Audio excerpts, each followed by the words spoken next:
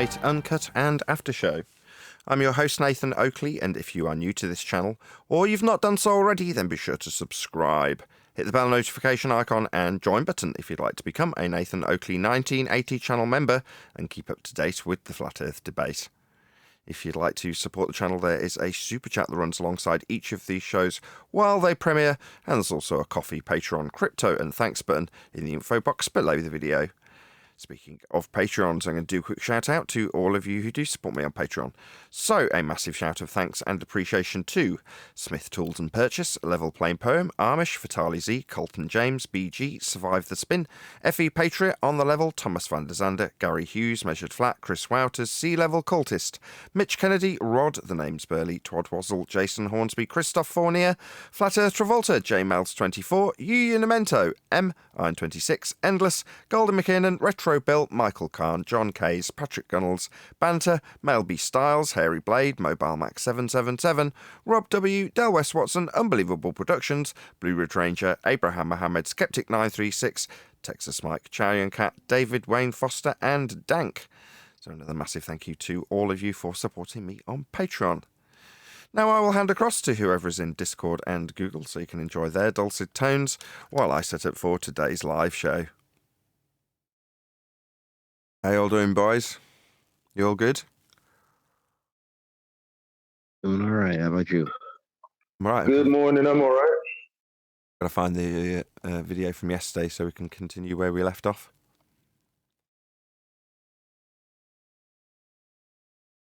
Could have swore it was in Master B.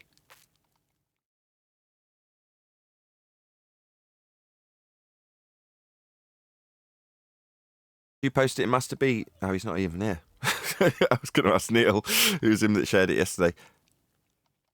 Where the hell is the modern day debate link?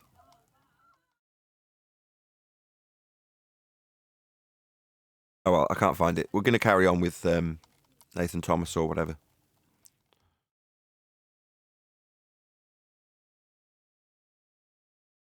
I found the link.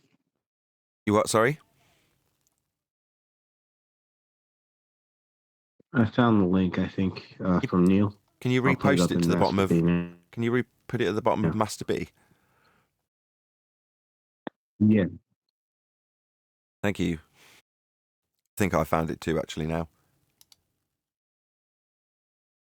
Yeah, I have, yeah. Don't worry, I've found it, I think. For leaving South America, the flight flew over no major land masses, including flying completely south of New Zealand before landing in Australia. This flight is I'm here at all. We hope you feel welcome no matter what walk of life you're from. Thank you very much for being with us as well, Nathan. The floor is all yours. Cool.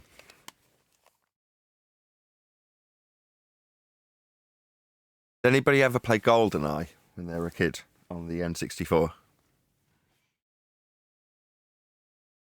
Oh, yeah. You remember how the guards used to have this low tessellation look about them? What the hell is tessellation? The amount of triangle-y shapes that are used to make up somebody's features or a rock's features or a piece of grass's features. Yeah. That's tessellation. So in GoldenEye, obviously it's not that powerful, and well, by today's standards, it's not that powerful. So therefore, there was low tessellation on face models for things like guards, and they had a certain angular look about them. Do you know what I'm talking about? Yes. That's what this guy, the host of MDD, looks like with his green screen. So when when he turns his head to the side, he looks like a low-res model in GoldenEye. I wish I was on YouTube. I'm not sharing it with you anyway. I'm not going live. Oh, right. I couldn't. Right. Just have to listen to the beautiful sound of my voice describing it. I'm back on this Soyer's really expensive mic today that they've loaned me. So, you know, I've been faffing around with cheap second-hand mics on eBay.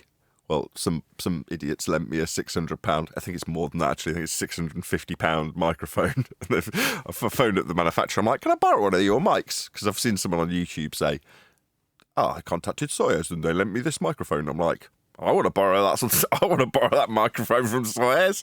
So I contacted them, and sure enough, they've got a UK distributor, and they've sent me it. So I'm currently on a hypercardioid capsule on a Suez 013 FET, and this thing's absolutely amazing. So you kind of question, you go, can I beat what I've already got? So I've got this shotgun mic, and I go, can I get better than this? It's not a cheap mic. It's probably now today new £600, £700, $700, something like that. Not cheap. So you go, well, what could possibly be better than that? So then you go out and you buy a few different style microphones on eBay to see what could potentially make a massive difference, and none of them sound better. And then you get in touch with this Russian manufacturer, and they're like, yeah, of course we'll lend you one. You think, well, that's confidence. I wonder why you're so confident. Why would you lend such an expensive piece of equipment unless you were confident about it being really, really good? And instantly, the moment I plugged it up yesterday and listened back to it, I was like, wow, this immediately sounds good, noticeably better, which is you kind of hope that it won't be the case, because you're like, well, then I'll want to buy it. You know what I mean? And I'm probably not going to get that much sympathy begging for something like a microphone, because it's not vital to the show. I mean, it is obviously part and parcel, and I'd like to have a better mic, but no one's going to really care if they're like, well, actually, I'm struggling to pay the rent this month. How dare you e-beg for a microphone? Anyway, while I've got it, this is absolutely beautiful. It sounds fantastic. It makes me want to edit stuff too, you know what I mean? When you've got a really nice piece of equipment, and then you actually get the end result on the recording, and you go, oh yeah, that sounds so good. You get in and start making edits and making videos with the material that you've just recorded. So I can kind of understand why a really good piece of equipment like a microphone or a guitar or whatever it is that people like to buy when it comes to this sort of stuff, how it can influence them to make a better performance. There was a sound engineer that was saying exactly that, right?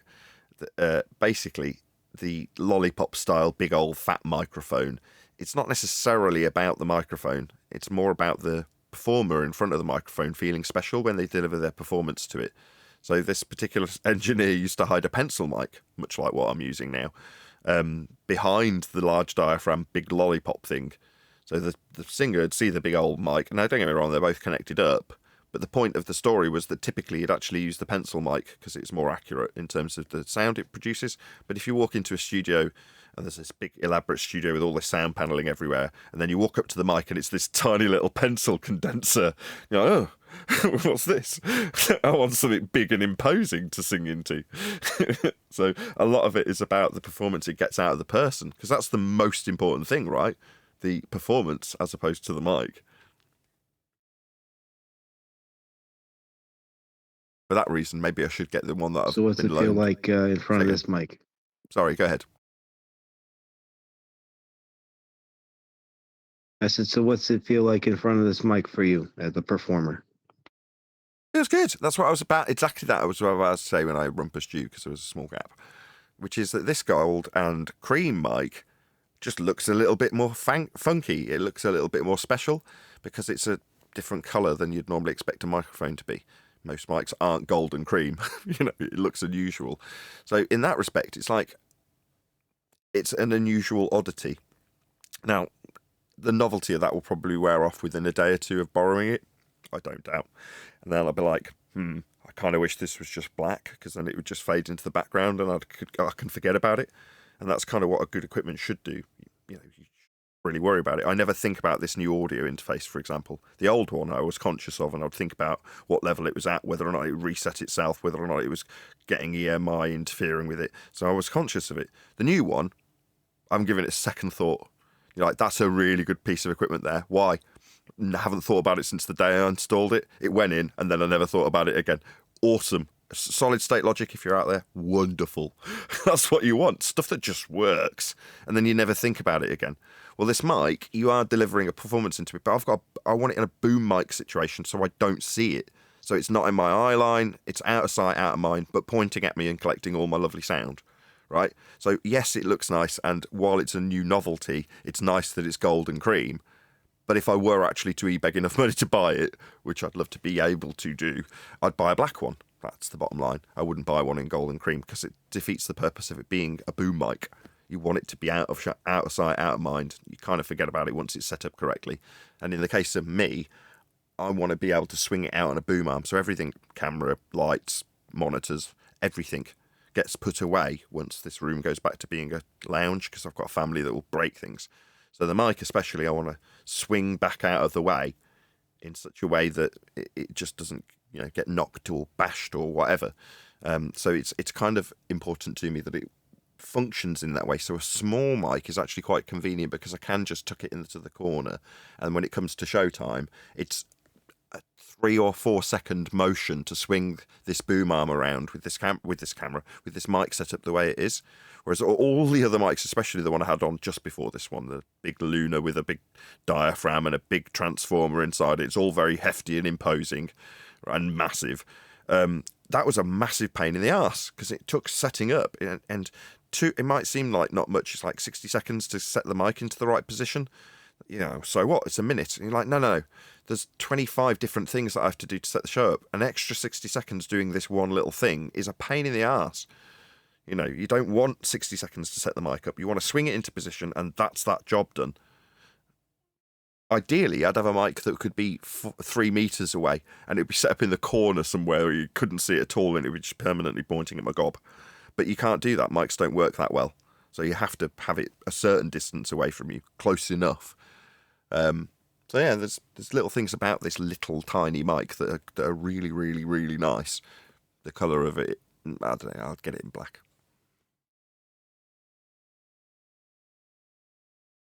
Anyway. How long is the trial period? They don't necessarily, like most people, I used to lend equipment and I didn't specify to a customer how long do you need to borrow it for. I'd just be conscious of chasing them up maybe a few days later, maybe even a day or two later, just to check they had it and what are their first impressions, things like that. But whether or not this distributor of their product, that's Sawyer's, the microphone manufacturer, their distributor in the UK, Funky Junk, whether or not they're like that as a distributor, I don't know, because I'm just some end user to them. Yes, they're representing Sawyer's, and I'm sure Sawyer's have said, can you contact this guy and just say yes, we've got a box that we can loan you. And they're like, yeah, fine. But ultimately, they just want to sell another microphone, no doubt, like any company. So I don't know. I would guess a couple of weeks, something like that. And then they'll be like, can we have our mic back? Do you want to buy one or what? That would be how I would expect things to go. In a more polite way, of course.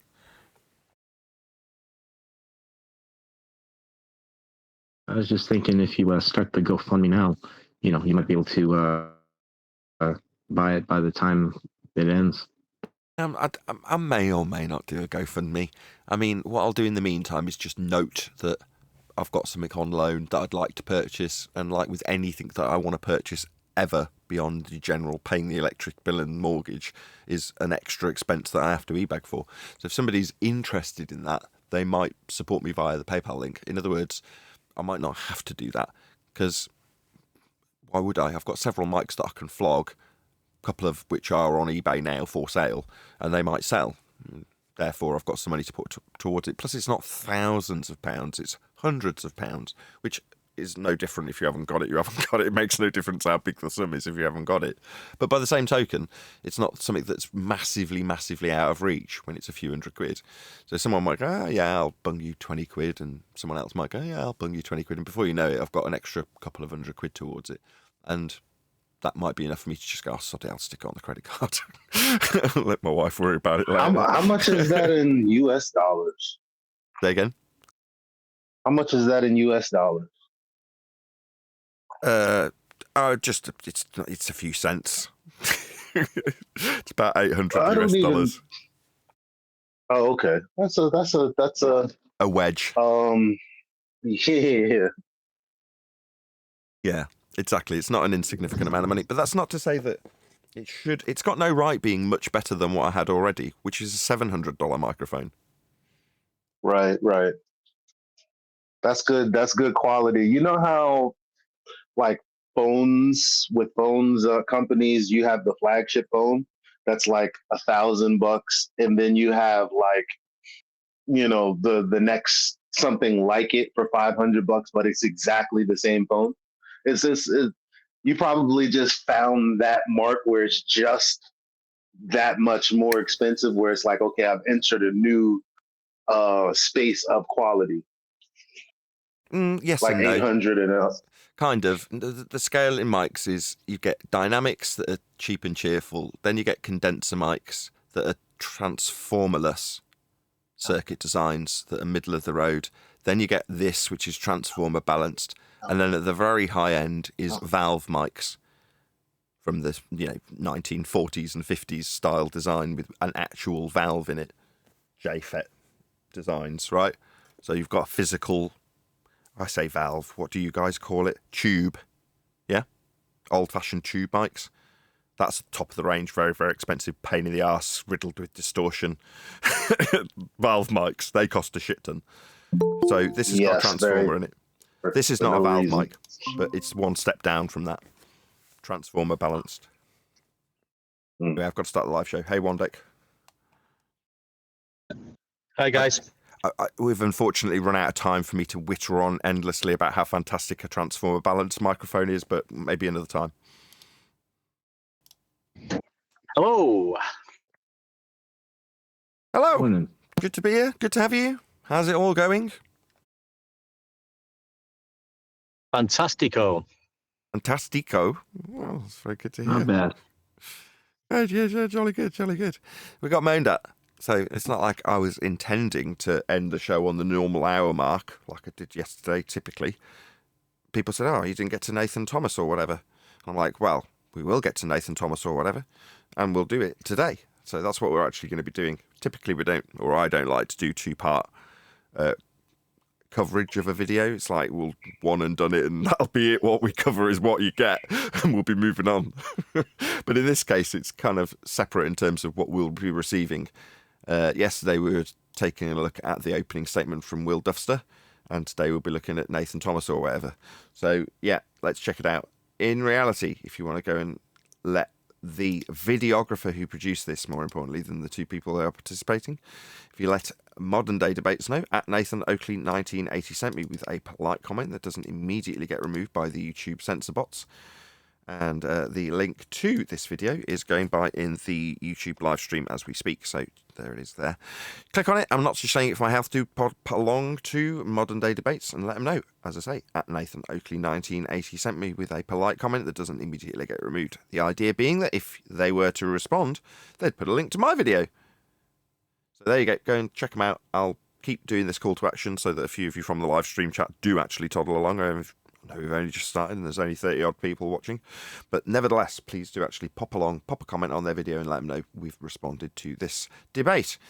So, as I say yesterday, if you want to check out that particular video, which is 2289 FED show number, that's the opener, and we critiqued Duffy, and today we'll be doing the same with Nathan Thompson. Any idea why QE pled the fifth when asked when we would be?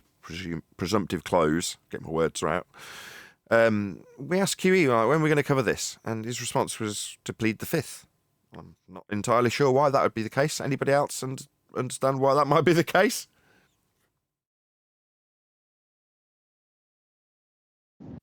No. I don't want to put words in Kiwi's mouth. Oh, no, you feel free. It was a very silly time, the few minutes that I did watch the MDD so far. Answering my question. It's like, for me, it was like a wits at Lite on one end, and then on the other end you've got this moderator. Every time the flat earther would start talking, the dude would start flexing his muscles and like looking at the camera like I don't like modern day debates. Okay. Well, let's get into it anyway. So we'll start off with Nathan Thompson, which is the actual name of the dude that's going to be getting critiqued here today. He's one of our own. Obviously, he's a flatty. Thanks so much for moderating, James. Congratulations on the channel, just exploding. I remember when you had 20,000 subscribers back in the day, so it's nice to see you doing well. On top of that, Will, I really sincerely appreciate your stunt that you pulled there in Antarctica, because since then, I have multiple social media platforms doing over 1 million views a month, because I've been talking about flat Earth for 10 years, dude. It's my bread and butter. I eat, sleep, and breathe flat Earth, guys. I've done over 200 meetups. I used to run the official Flat Earth and Globe discussion before it was censored. We had 155,000 members in there. We didn't allow cursing. We didn't allow insults. We just got down to business, answering questions. So if you guys have questions, ask them in the super chat. We'll get to them at the end. Please share the show. Really appreciate that. But yeah, thanks, Will, for your stunt. Flat Earth is absolutely exploding on my social media platforms now. Thanks to you. Really appreciate it. So Will's opening was lots of talking, not a lot of proof sees. I would have liked to see more proof of the globe, or that. It wasn't that he didn't have proof, it's just he didn't make any logical consistency based on the presented evidence. So he's like, okay, here's my evidence. I've seen a 24-hour sun. You're like, okay. And this person's left flat Earth as a result. You're like, whoa, whoa, whoa. You need to actually assert it as though it's argumentation based on logic for someone to pick it apart as though it's proofsy, as Nathan Thompson has put it. Well, you know, he could argue differently. He's just not presented any logical consistencies. But I think we'll take it as read that that's what he means. Nathan Thompson, that is. The final experiment ended flat Earth, but all we got was talkie-talkie. You'll see a difference with my presentation. I'm going to actually pull up images and show evidence to support my claims that his stunt didn't debunk the flat Earth. Now, Romans 8:28 says, all things work towards good for those that love the Creator and are called according to his purpose. I've been featured in hit pieces where Globers try and prove the globe, and it always backfires on them because all they do is make flat Earth more popular, and it's true. So when it comes to flat Earth, any publicity is good publicity. I learned about biblical cosmology from a guy named Michael Lavery, who was my brain coach for 10 years. We were studying applied neuroscience, steroidogenesis, neuroplasticity. And one day he says, Nate, you ever look into flat Earth? And I just about dropped the phone after he told me he spent 7 months looking into it. I thought he was going to say, oh, I heard about it Tuesday. So the smartest guy I know, been looking into it 7 months. I didn't sleep for 3 days. Then I went and got a camera. The camera I got was a Nikon P900. That's this camera. I mean, he obviously does this a fair amount because he's got like a pre-packaged presentation to give, which is something I've never really thought about producing. Maybe this is something I should consider. But it kind of just, I don't want to say it in a derogatory way that's taken the wrong way. It's a bit Dave Weiss-esque, and maybe that is what is expected in terms of pre-packaged YouTube media delivery. To get your hit of this information, you've got to have kind of a pre-packaged explanation for what you do and why you're here. I mean, I can almost put it together on the fly to be similar to Dave Weiss and, in this case, Nathan Thompson. And, you know, I sat on the back of the aeroplane and saw the Earth was flat, and suddenly that flashed before my eyes as Matt Powerland mentioned the flat. I can kind of put together what I've told people as my actual backstory, like in an elevator pitch. But it just kind of makes me cringe when you hear it delivered. You know what I mean? And I get self-promotion and self-publicity, and I get why Nathan Thompson's doing this. But go ahead, someone who's got their mic wide open. I didn't realize I had it open. Yeah, but did you want to add something? Feel free. Oh, yeah. I was going to say, it'd be nice to hear one of these debates, they call them, where the flat earther says, hi, my name is blah, blah, blah, and here are all of my measurements, and he starts laying them out systematically. And maybe we're asking too And much. I just mean, stop. obviously everybody has got a purpose in being here, right? And the self-promotion, in this case, Nathan Thompson's self-promotion, is kind of fine, you know. Maybe I should be adopting the attitude, which is why I'm hesitant to say this stuff, because someone could come back 6 months from now and go, do you remember when you were being really critical of Nathan Thompson delivering like an elevator pitch about his journey through flat Earth? Well, I just heard your elevator pitch of your journey through flat Earth, and now I want to vomit on you. Camera right here, but this camera has been converted to infrared. It's what the military uses to see super far. Then we upgraded to the P1000, which is 125 times zoom. Technology has far surpassed the globe lies and the globe religion. Because, come on, substantiate that. Come on, I want this. Come on, give it me. Let's see if he does. So I spent about a week on the beach debunking the globe. Then I With what? Is he going to hold his dildo up? started the official Flat Earth and Globe discussion. I've been doing meetups ever since.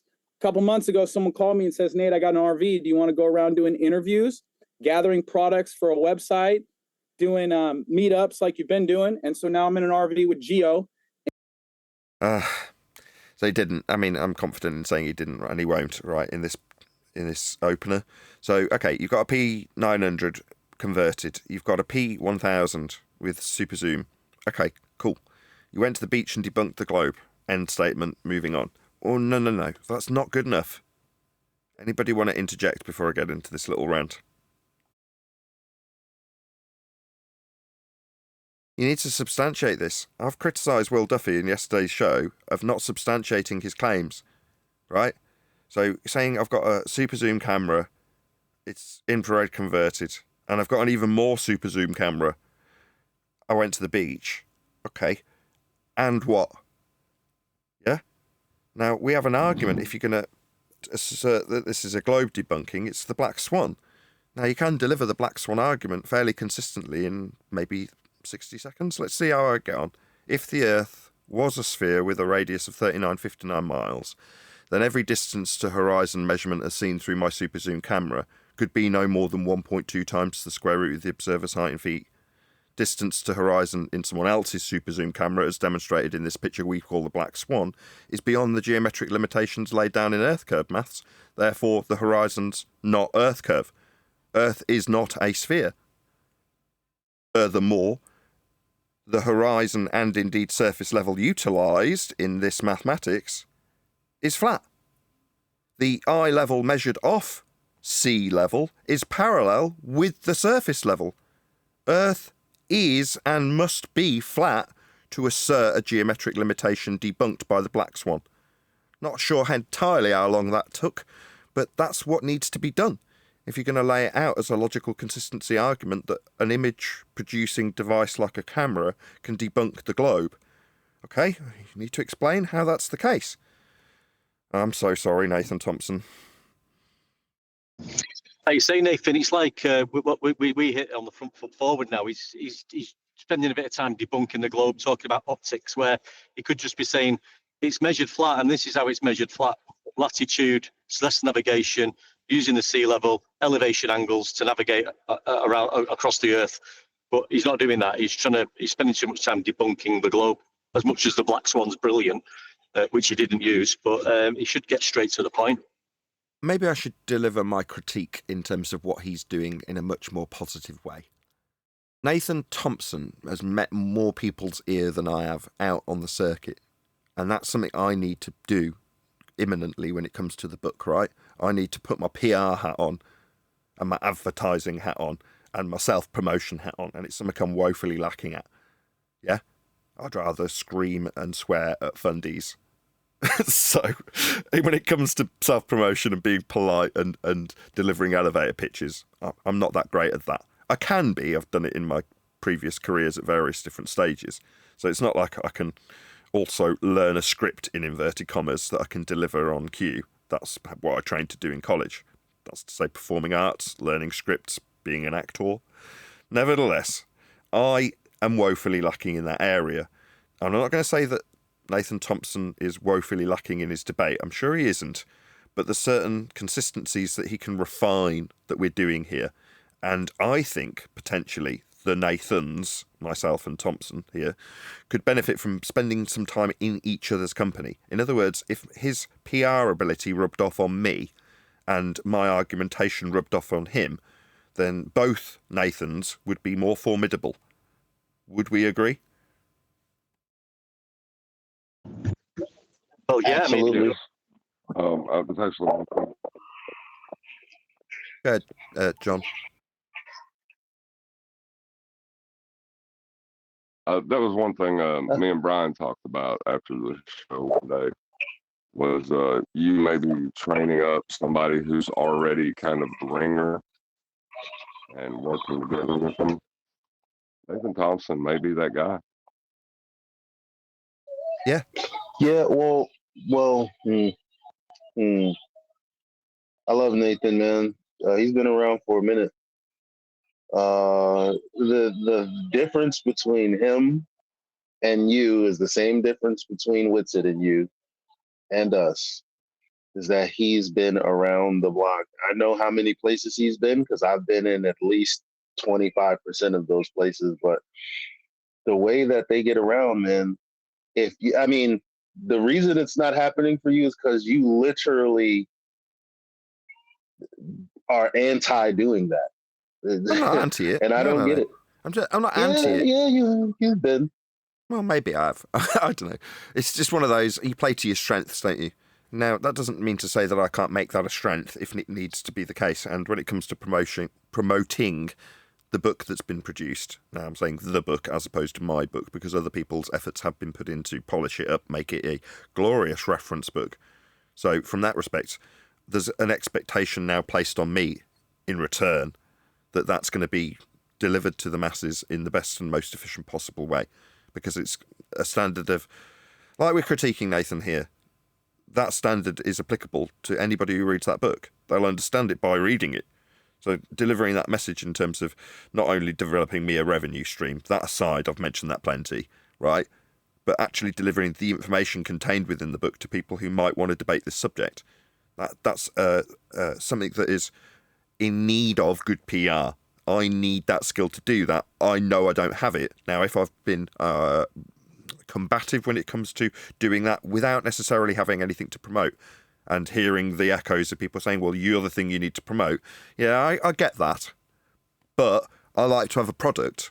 When I worked in sales, it wasn't me I was selling. I appreciated that I have to sell me to get them to buy a product. I get that. But I like it as an ancillary. Here's my book, and you're going to have to like me as I deliver my information about this product. That I can do and know I can get back into because it's sales like I've done previously. So it's not so much a new skill as just flagrant self-promotion. Just saying it is it just makes me feel a bit icky. I'm not saying that I'm not confident or I've not got, some people have claimed I'm slightly narcissistic in that regard, which I'm not. It's just I'm confident enough to know my own worth and what I'm good at. And therefore, when it comes to talking about those things, I can over-egg the pudding and in chats at QE and talk about how wonderful I am, how it's wonderful when they're talking about me on the show. That's me being over the top, kind of sarcastic about it. But by the same token, I still know my worth. I just don't like necessarily promoting me as the product. That kind of is cringe.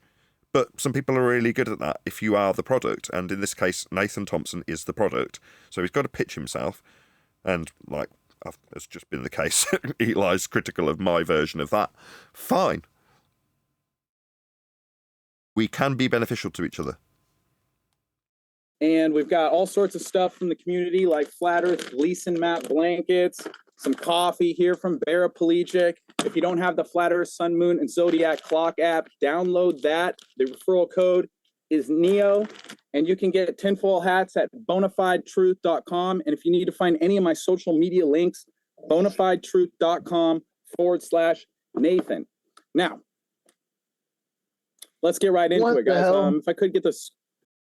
What? I mean, that's no. Yeah. This is new, right? No, I don't mind any of that. Got bills to pay? Keep the lights on with that crap. Good for you, man. I have no issue with that. Wait, but isn't that Dave's app that he's promoting? He's getting paid to promote it, then more power to him. I don't care. Ready for you. Whatever. Excellent. Thank you so much. Yeah. All right. So whatever. if we lived on a globe, and I know he's going to hold up his little sign, go ahead. This is the curvature rate for the globe. It would curve in all directions. Why? Why are you telling people what the globe would do straight off the back of you going through your affiliation with Flat Earth and your accreditation to Flat Earth? So what, you're going to educate people on what the ball will do immediately? Why, are you Dave Weiss's pro today? What's going on? What's this? Anybody? Why am I being told what the globe should do? I think it's a side effect of spending so much time in the topic and running into so many people that have no clue what their own claims should be, that you have hate opponents as you argue with them. Okay. I mean, again, it's not fair to critique Nathan Thompson and say, well, this is how you've done it. I would do it differently and then move on without exempling what I would do. Okay, so I say, buy me a burger via Patreon is a funding connection that you can have. I'm just thinking products I can flog to compare and contrast, right? There you go. I've got a new mic dangling in front of me that I want to e-beg for. There you go, straight into the character. So I've got a PayPal link that I can promote, right? I want to buy this mic. It's on loan. I haven't got the money to buy it, so I'd have to e-beg my way to getting this microphone, right? So I could dispense with the fact that I want to e-beg for this microphone and then tell people about how Earth is flat. And the measurements that came from Antarctica were flat. The elevation angles measured by McToon were flat.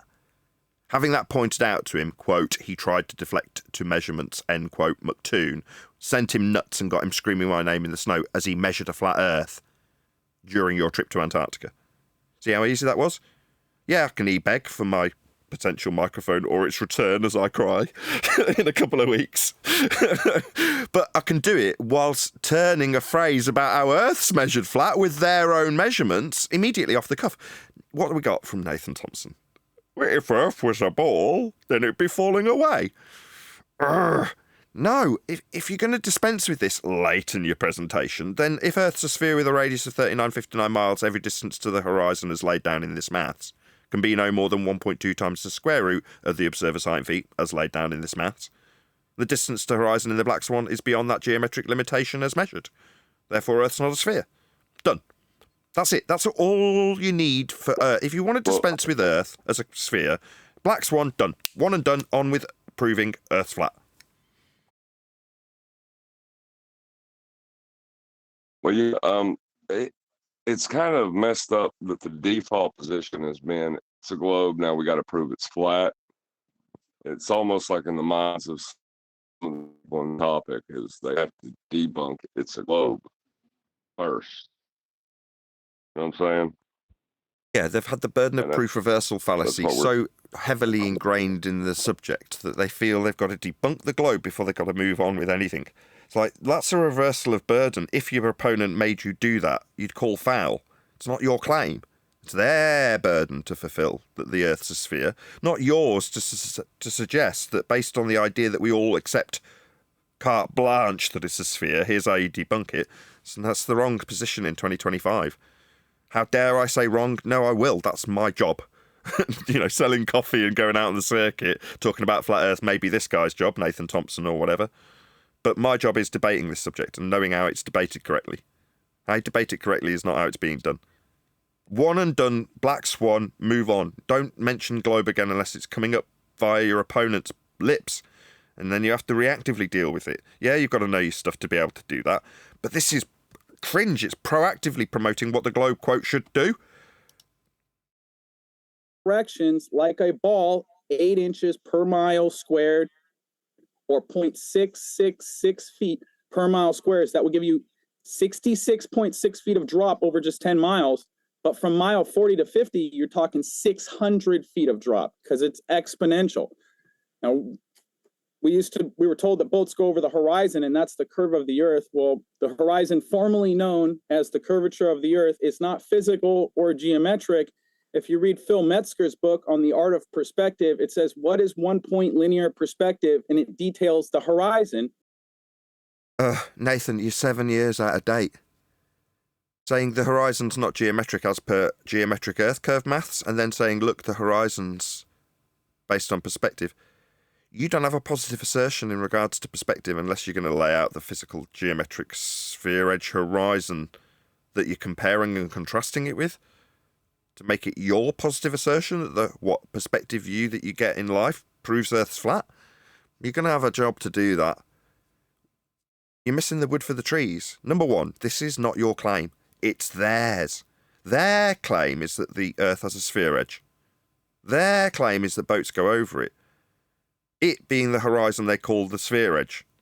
Now, we can debunk that with the black swan. I keep saying one and done, black swan. If Earth's a sphere, then every distance to horizon measurement can be no more than Earth curve maths dictates it is.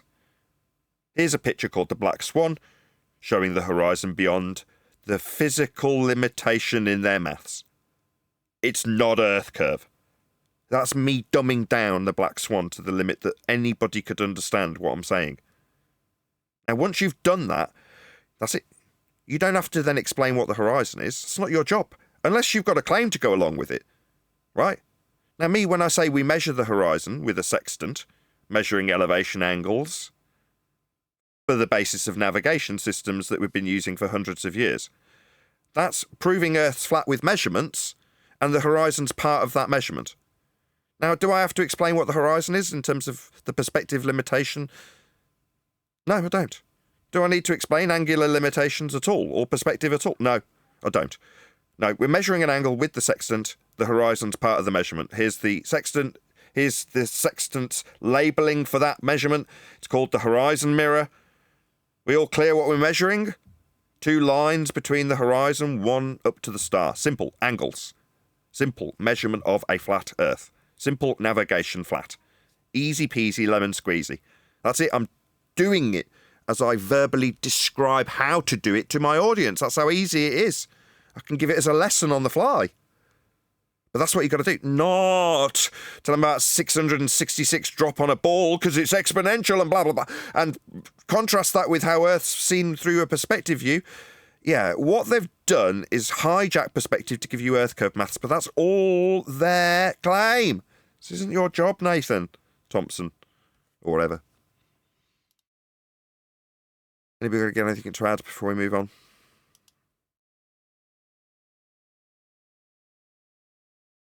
First eye level. I watched the debate. And it says...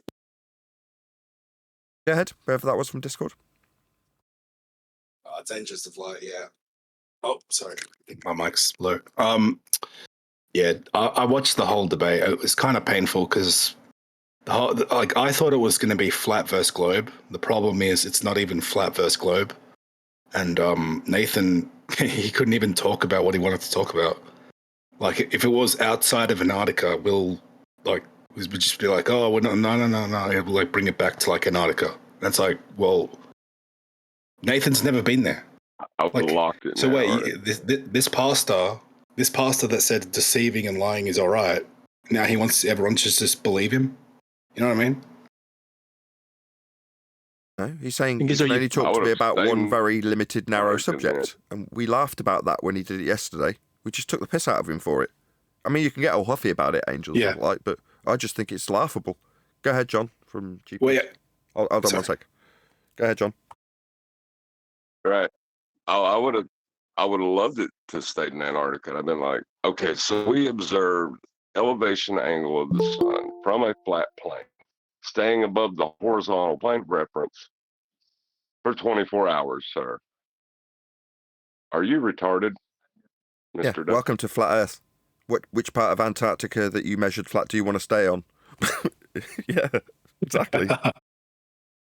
Wait, can I ask you, did you have him, did you say? Have him?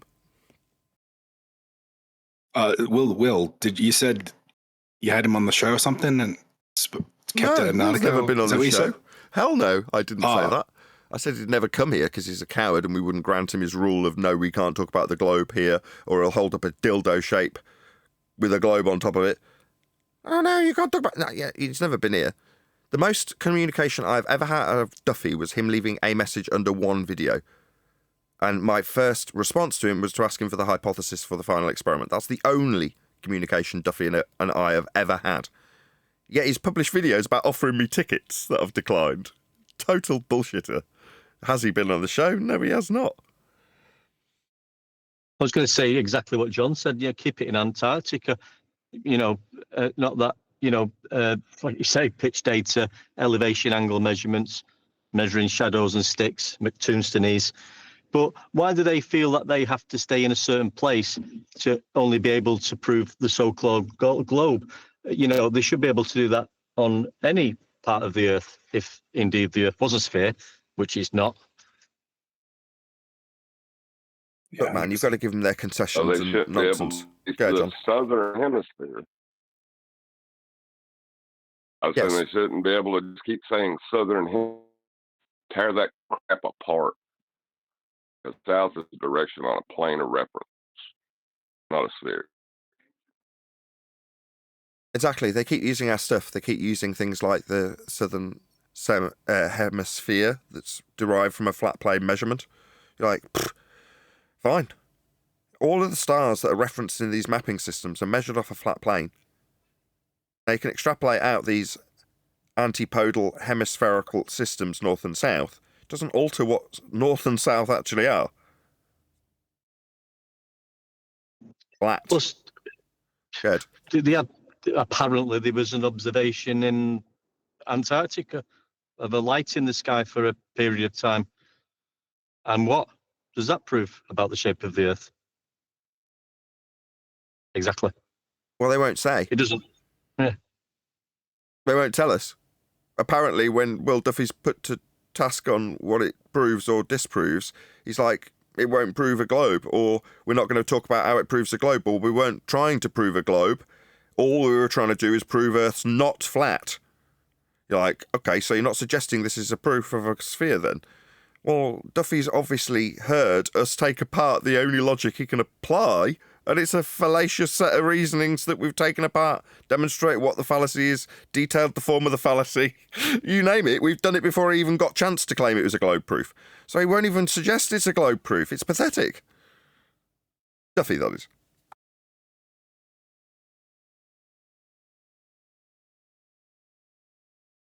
In the railroad picture, you can see where the flat land meets the sky. That imaginary line where the sky meets the land is the horizon.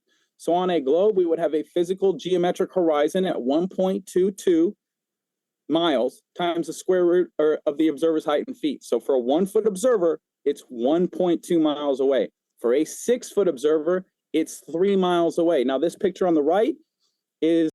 You see, when he lays out the Earth curve maths, he's telling this audience where Earth curve lies and giving them maths for it.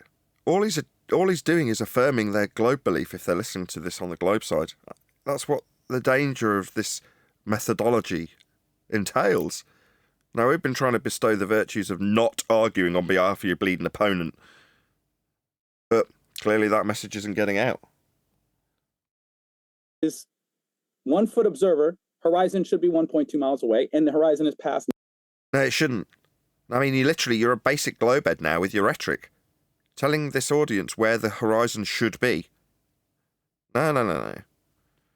9.5 miles. So we don't have a physical geometric horizon.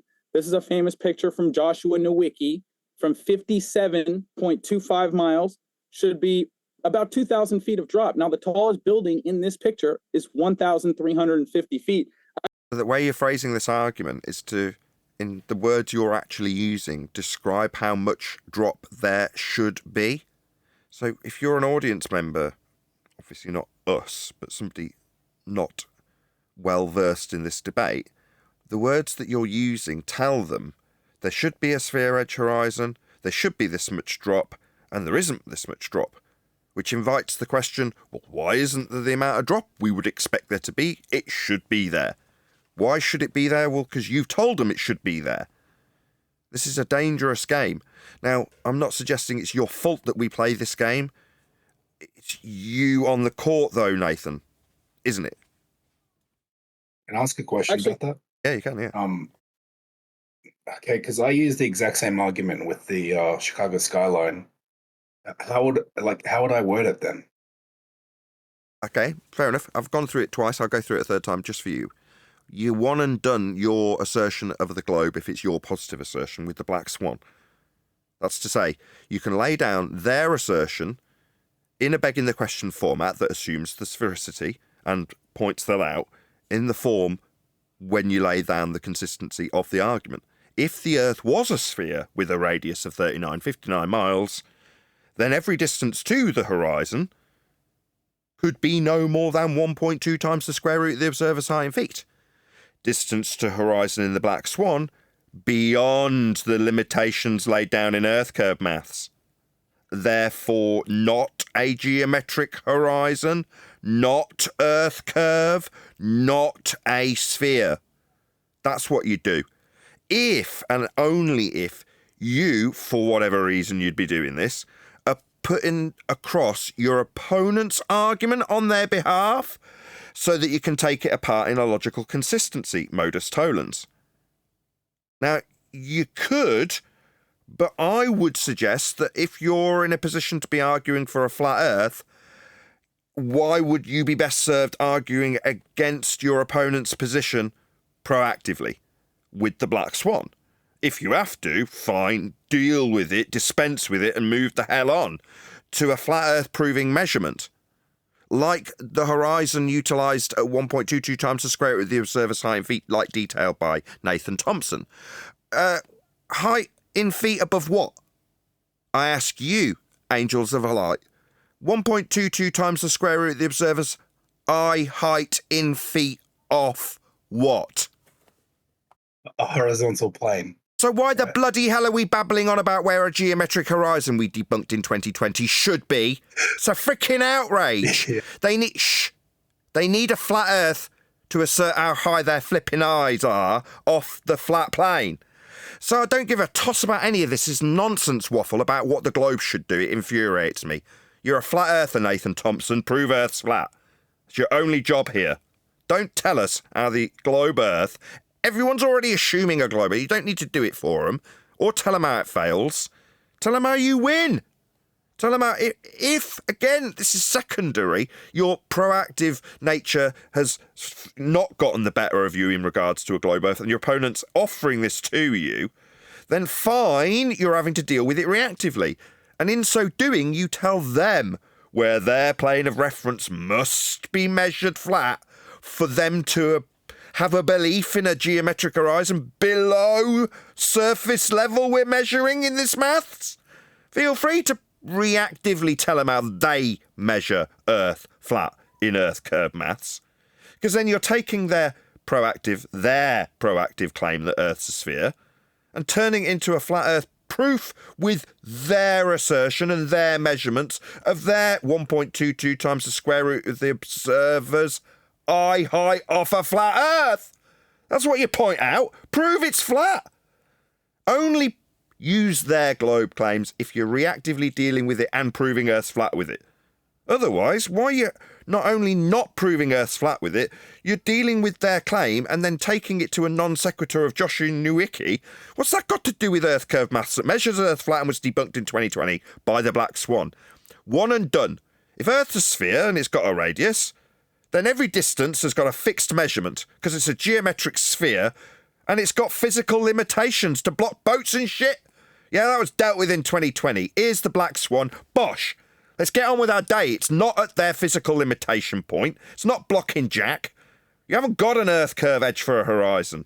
Meanwhile, you haven't got a horizon on a globe. What do you think a horizon is? You haven't got any change from zero if you're going to describe the rate of change from zero. You can't have a horizon on a globe. See slope intercept formula. Slope intercept formula, did you say? Yeah. How are you going to describe a rate of change from something that's described as zero with the horizon if the horizon itself is bending? It violates that formula. The rate of change of a slope described from the horizontal. Well, if the horizontal isn't a horizontal, you can no longer describe that rate of change from it. You can't have a horizon on a globe. So you know how the horizon ramps up optically? Does that what am I trying to say? So that's not a slope to begin with, right? No. So they can't even use... Just don't go and have a look. Look it up. But the slope intercept formula is describing a rate of change from the horizontal. Utilising a horizon to describe it is in violation if you try and describe a horizon that's bending. What you're describing is just the mere optical resolution limit as the horizon when you say the horizon's representative by the ground sloping up. No, it's representative of the limitation of your angle in the distance to the ground. If you're 6 feet above it, then there's a limitation to the angle. It becomes smaller to a finer point, if you will, if you were to describe it in an orthographic representation. Well, that limitation is measurable, calculable at the point that you'll get resolution loss. With the Rayleigh criterion, you can calculate where that will occur Well, what you see into the distance is representative of that angular resolution loss described in the Rayleigh criteria as the horizon. It's not as simple as saying, well, the ground's ramping up. No, you're above the ground. And what you're seeing in the distance is the ground. That's matter of fact below you. The ground's below you. That's what the horizon is made with. The ground. It's not only that as well. I mean, if you're getting into that conversation, just get them to pull up the definition of horizon, which has never been defined as a physical location. It's defined as an apparent. So it's never been defined as physical. So why would you start wanting to argue about that? It's an apparent location. It's not real. It's not anything you can measure to. It's defined as that. Only in the Earth curve maths. But globers have two horizons, basically, that they're using.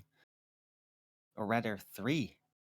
They have the horizon that's supposed to be geometric, that they prove or attempt to prove in their mind, in their math, by taking a horizon that is actually the 90-degree horizon, but that isn't even linked to the actual visual geometric in their mind horizon. It's virtual. And then from that point, they think that the horizon, the geometric horizon, drops in relation to that virtual horizon in their mind, which they also think they use for celestial navigation, which is ridiculous, right? Because it's just a mathematical virtual horizon, which is supposed to be sticking up above the actual apparent horizon that we see. It's all very confusing. The actual horizon that is seen, that you can go out and actually look at with your own eyeballs, is formed with the ground, and that is matter of fact below you. So it's an optical limitation to your view, formed with the ground below you. It's the apparent location where the sky appears to meet the ground surface. Exactly. That's how it's defined. Go ahead, whoever that was. It's not defined as physical. No, well, no. The position where the ground meets the sky is apparent, but the ground is most definitely physical, and the horizon's formed with the ground. Yeah. The horizon is physical too, it's just not tangible.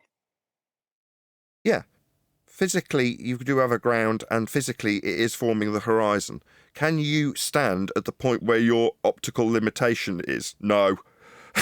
So, is it tangible? No, definitely not. Obviously not. It'll move when you move. Well, your optical limitation will, but can you reach your optical limitation? No, not if it's formed with a diffraction limit described by the Rayleigh criterion that's been hijacked and relabeled as Earth curve when calculating the difference between surface level, that's the ground, and your eye level above the ground. That's where you get your 1.22 times the square root of the observer's height in feet from. That's the difference between the surface level that you're standing on and your eye level parallel with it, calculated out as something called dip. Now, you can then put that into a formula that puts that dip, that position where the horizon is formed, mathematically below the surface level you're measuring your eye level off. So in the geometric begging the question, proof of nothing perspective hijacking Earth curve maths, there's a marked with an X, labelled horizon, point below surface level, that is also known as Earth curve. Let's move on. Yeah, they've hijacked it. Yep. We took this picture from Kenosha in a helicopter with the infrared P900 from 51 miles away, just when we got above the tree line, and the entire skyline was visible. None of it should have been visible. Should have all been obstructed by the imaginary elusive. Strangle him. Let's just take a breath. No. We see what we see because we've got a set of eyeballs and no explanation is needed. I don't have to explain that, right? That's what we get. What you see is what you get, WYSIWYG. Not, it should be obstructed, it should be behind Earth. No. Based on the begging the question, proof of nothing, perspective hijacking Earth curve maths, there is assertions in side view that when reifying a position below surface level derived from a calculation that has a parallel eye level at 1.22 times the square root of the observer's height in feet, it asserts, in orthographic view, that there's a point in the distance blocking your view called the Earth curve. Not, we should have this limitation. Why are you phrasing it this way? It's wrong. It's incorrect. Not only is it incorrect in their rhetoric, in orthographic view, it's incorrect for you, the flat earther, to be asserting it badly. Why? Why are you doing this? There's a surface level in this nonsense assertion, in this nonsense waffle that he's butchering. There's a surface level. Just point at that. Right? What's that Earth curve? You see, in this Earth curve maths, this nonsense that's side on to your own head that you never get to see. Right? What's that? See, that's called surface level. Yeah, we'll need to measure that. It's game over. Right? This nonsense waffle just leaves the audience saying, all right, okay, I'll nod along with what Nathan Thompson's telling me. There should be a limitation to my view. No, there shouldn't. There should be on a globe, and I think that from what I've been hearing from that clip, he just doesn't preface it properly.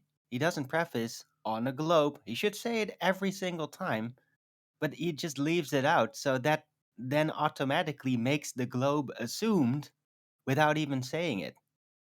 Why is he talking about it at all? It's not his argument. He's not a glober. Of curvature that can never be found. Here's 6 lighthouses that should all be obstructed by curvature, but they're clearly visible because the Earth is flat. Here's Yeah. You've given the option to suggest that the Earth is flat at the end of this statement, but you've told them in the phraseology that they should be obscured by Earth curve. So what you've left in the mind's eye of the audience is the false dichotomy that Will Duffy needs to exploit. So, I don't know. This is 5 years out of date. I mean, you're getting closer to the present day in terms of your argumentation, but this is still stale. It stinks. Mount San Jacinto, visible light, Mount San Jacinto with infrared. You can clearly see it 123 miles away. Okay, so you've got to make a conclusion. I mean, I can only turn this into a flatty proof by putting it into a scenario slightly humorous. You know, you've got a couple of flatties and they're looking at this mountain in the distance, and the flatty just looks across and goes, mountain. And the guy next to him, who's a globe believer, says, no, it's not a mountain. It's a slightly looming non-standard refraction holographic projection of a mountain from behind the physical geometric sphere edge horizon below surface level we call Earth curve. It's not really a mountain, it's a mirage. Are you nuts? And the flat earther goes, I just see a mountain. Ha. We've also got videos of the Candigo Mountains, the sun setting behind them. No curvature on the surface of the Earth. So I don't. Yeah, again, no curvature isn't a flat proof. Describing what the horizon is, describing the slope-intercept formula, things like that prove utilisable, functional, practically applied demonstrations that you can see in the photograph when you show a horizon. Yeah? Saying that something that is alleged to not be visible by the globe being visible proves something is only the case if you take their mathematics and put it into logical consistency. 4th time's a charm. If Earth's a sphere with a radius of 3959 miles, then every distance to the horizon, as shown in this picture, can be no more than 1.2 times the square root of the observer's height in feet. As per the horizon and observer height, the distance to horizons beyond the limitation. That's what you'd have to do with this picture, and then move on. But instead, we're being told, no, Earth curve says there shouldn't be this mountain visible. And we can see it. Okay?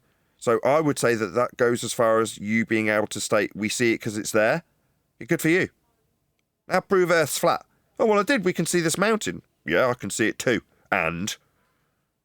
Bit similar to, we can see a 24-hour sun. Yeah, and? And that proves what? Oh, we can see it. There it is. Sorry, dickheads. You see a 24-hour sun and what? Oh, well, I'm not going to be suggesting this proves a globe would be Will Duffy's answer to that, because he's a bleeding coward. What are you going to say? Well, just the mere fact that we have this picture and can see something the globe says we can't means it's flat. Does it? Why? Debunking Earth curve maths may have an inference of flatness, but you're not proving it's flat. Now, you're going to need something better than that. And this is definitely way off the mark 5 minutes into your presentation, Nathan Thompson. Way off the mark. You need to start proving Earth's flat much sooner. Now, don't get me wrong, you've got to plug yourself, you've got to plug your coffee, you've got to pay the bills. I understand that totally. But the moment you're into this presentation, you need to be demonstrating by no uncertain terms that Earth is measured flat. So that the audience are in no uncertain terms that Earth's measured flat. Because it is. Go ahead, whoever that was. Just sort of agreeing with you, Nathan. You could utilise the fact that we do actually use sea level,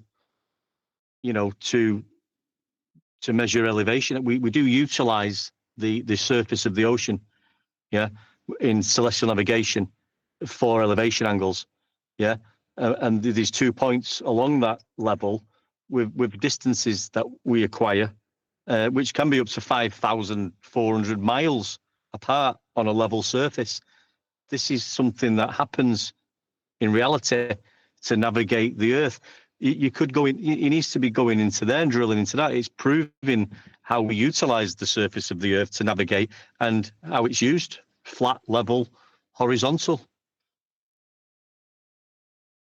Yeah, exactly. It needs to be the most prominent thing. Now, in debate, he's not even going to have to deal with the globe claims because his coward opponent's got his little globe dildo that he holds up, apparently, whenever he's being challenged to argue about anything beyond Antarctica. So he's got a really easy job in his hand.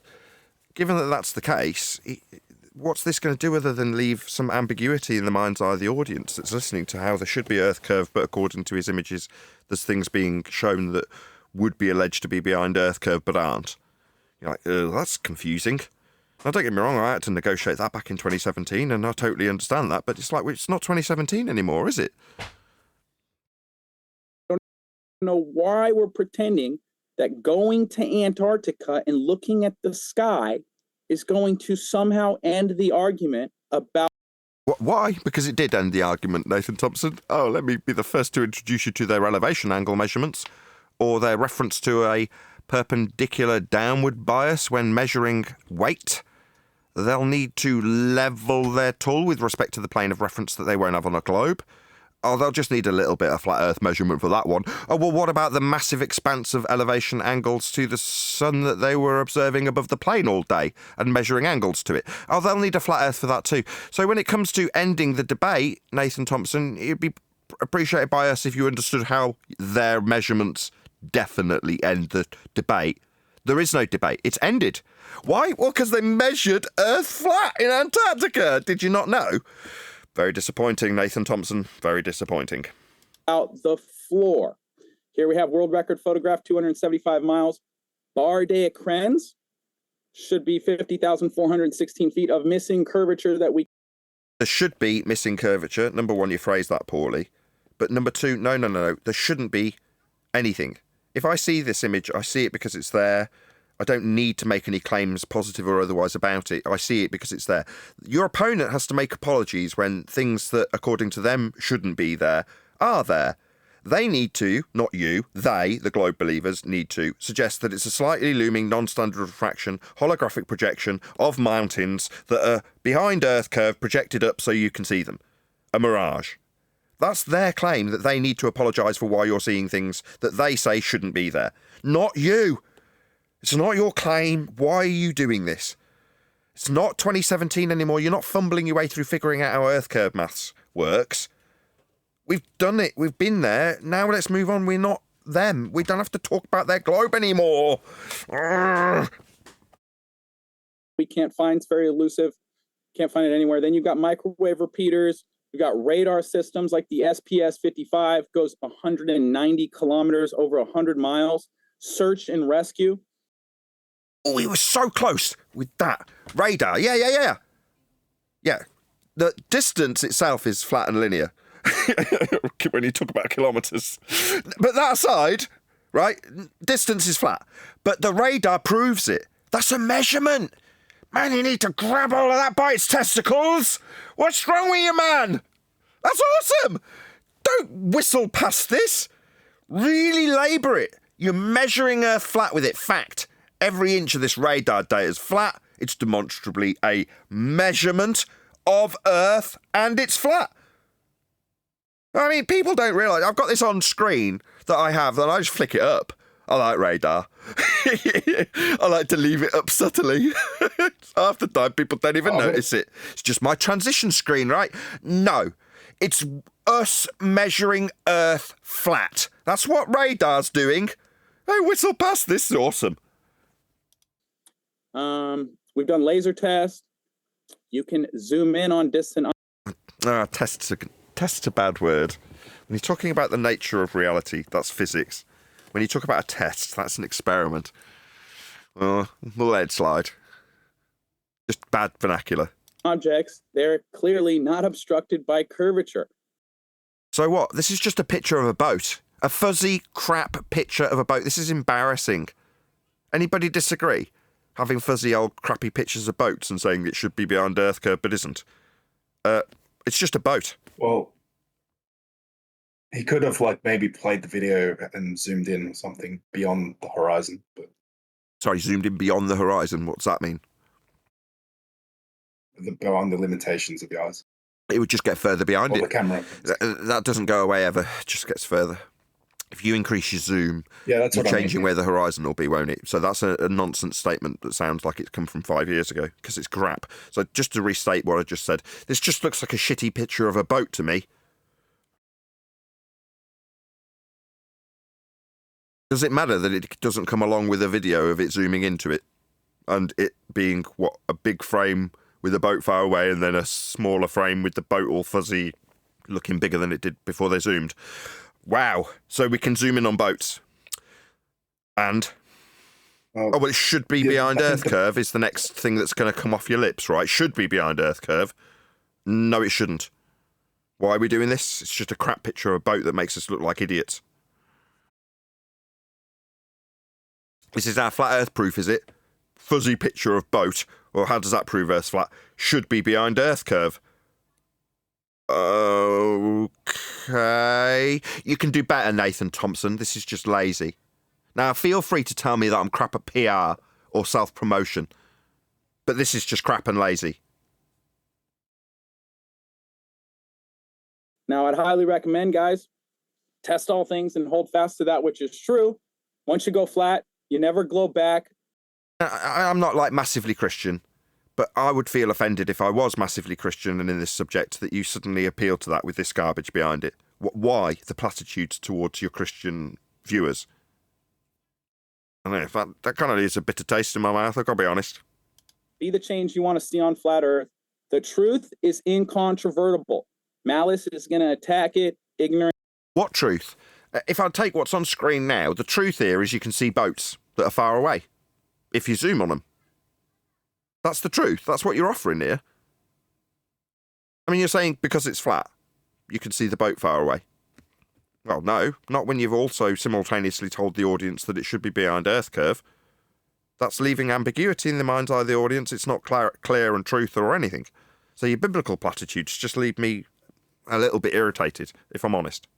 Ignorance is going to try and deride it, but in the end, there it is. And you can lead globe earthers to flat water, but you cannot get them to put their sign down and think critically about the shape of the Earth. That's all I got, James. Thanks so much. Thank you very much. Nicely timed in terms of their 10-minute or whatever it was presentations, chewing up both of the live streams. That's cool. So in terms of what we've covered now, yesterday we covered McDuffie, whatever you want to call it, Duffster. His opening statement today we've called Nathan Thompson or whatever out on his 5-year minimum out-of-date rhetoric. I'm going to go more than 5 years. This is about 7-year out-of-date rhetoric. Nathan Thompson. That's woeful. Anybody disagree? Am I being too harsh? Well, honestly, I think so a little bit. But if you could maybe just sum up what the current rhetoric is then. Because I want to know. Okay. Well, like with the example earlier. So, okay. Wait a minute, before you do, I would say it's not harsh because Nathan Thompson has been around for as long, at least, if not longer than I have been around. And even though he's not a part of the panel or anything, Like he's been here on this show. He's also been in 24/7. Now, mind you, 24/7 just got updated. So honestly, Nathan Oakley, like this is like a year in that we've been leading with the flat Earth. So I'd say give him some leeway only because, well, actually starting on the flat foot is only a year old. Maybe. Yeah, moving forward on, yes, I'll agree with you there. Suggesting that he should be well up to date with us suggesting that the front foot forward flat earth argumentation style is reasonable when he's been arguing it this way for such a long time is fair enough. I'll take that on the chin and say, no, I can't critique him in that regard. How the hell would he know? But we are suggesting it, and I have suggested it throughout the show in terms of how we would absolutely in 2025 argue in that style. Now, don't get me wrong, maybe my over-dramatised disdain towards Nathan Thompson, that was a big old mouthful, is a bit much when how could he be reasonably expected to move forward on the front foot proving a flat earth? It seems obvious in saying it though, so maybe I should be still critical of Nathan Thompson when he's a flat earther and been here talking about flat earth for years. But yet in his argument style, he's actually arguing on their behalf for how the earth isn't a globe, but with loads of suggestions of how Earth would be doing this or would be doing that. Well, I still don't like it and still stand by every word I've critiqued him with, regardless of whether or not he's up to date with the flat Earth debate in terms of moving forward on the front foot with flat Earth. That's still a mouthful if I don't say so myself. Anyway, no, he's still been around long enough to know that the Black Swan's been around for well long enough for him to one and done with globe Earth. So, yeah, I stand by everything. As for your question, Angels of Light, what is the current rhetoric? Earth's measured flat. So when you're like, well, how would I deal with this? So I'm talking about how something shouldn't be there that would be there if Earth was curved and blocking the view. What would you do with this? Well, where did I take you? Took you to the surface level in the Earth curve maths, didn't I? Yeah? In reactive terms, take what they give you. That's them claiming a globe to you, the flat earther, and point them in the direction of how Earth must be and will always be measured flat. By them, by you, by anybody. Because it is. Measured flat. Earth, that is. Earth is flat. That's how it's measured. Here's how you, globe idiot, measured Earth flat. And I'm not going to allow you to do that. It's very irritating. You guys think you can ridicule us. It seems as though your justification is to use my shit. How dare you? That's what they get. In reactive terms, when they're putting their claim of a globe to you, tell them how it was measured flat for their claim of a globe Earth. If it's your turn to talk, open with that. Not how they need a flat Earth for their globe, just how Earth is measured flat. Earth is measured flat. We measure Earth flat with elevation angles. They gave us all the maps. Earth is measured flat. We build on it flat. When we measure it, we get it flat, and then we build on it, because it's flat. Earth is flat. You just take any example of how Earth is measured, and then show how it's measured. That's how you do it. Proactively, if you're a flatty. Lean on the fact that Earth is flat. How hard can it be? I mean, bloody hellfire. You know how you mentioned earlier the linear distances? I actually brought that up as an argument because I heard that you said it, and I was kind of like, I thought about it. I was like, oh yeah, true. But then they said, like, if you get a piece of string and wrap that around a ball, it's still the same distance. I'm not like, yeah, I didn't know what to say to that. And are miles and kilometres like lengths of strings, or are they linear? Well, they're linear, right? Oh, well, that balls is that up. So if they ever mention kilometres or miles again, you'll shout at them and tell them not to use your stuff, won't you, Angels of Light? Yeah, because linear distance means straight line. Yeah, so distance is a linear, and linear is a straight line. Next time someone mentions kilometres or miles, this is what you do. Don't use my stuff! That's what you do. Is that clear, Angels of Light? Yeah. Yeah, stop using our stuff. If you're out there, just for the audience's benefit, if you're out there and you're a globe believer, right, it's really simple. Don't use our stuff. Easy. If you want to talk about miles, bow down to how Earth is flat.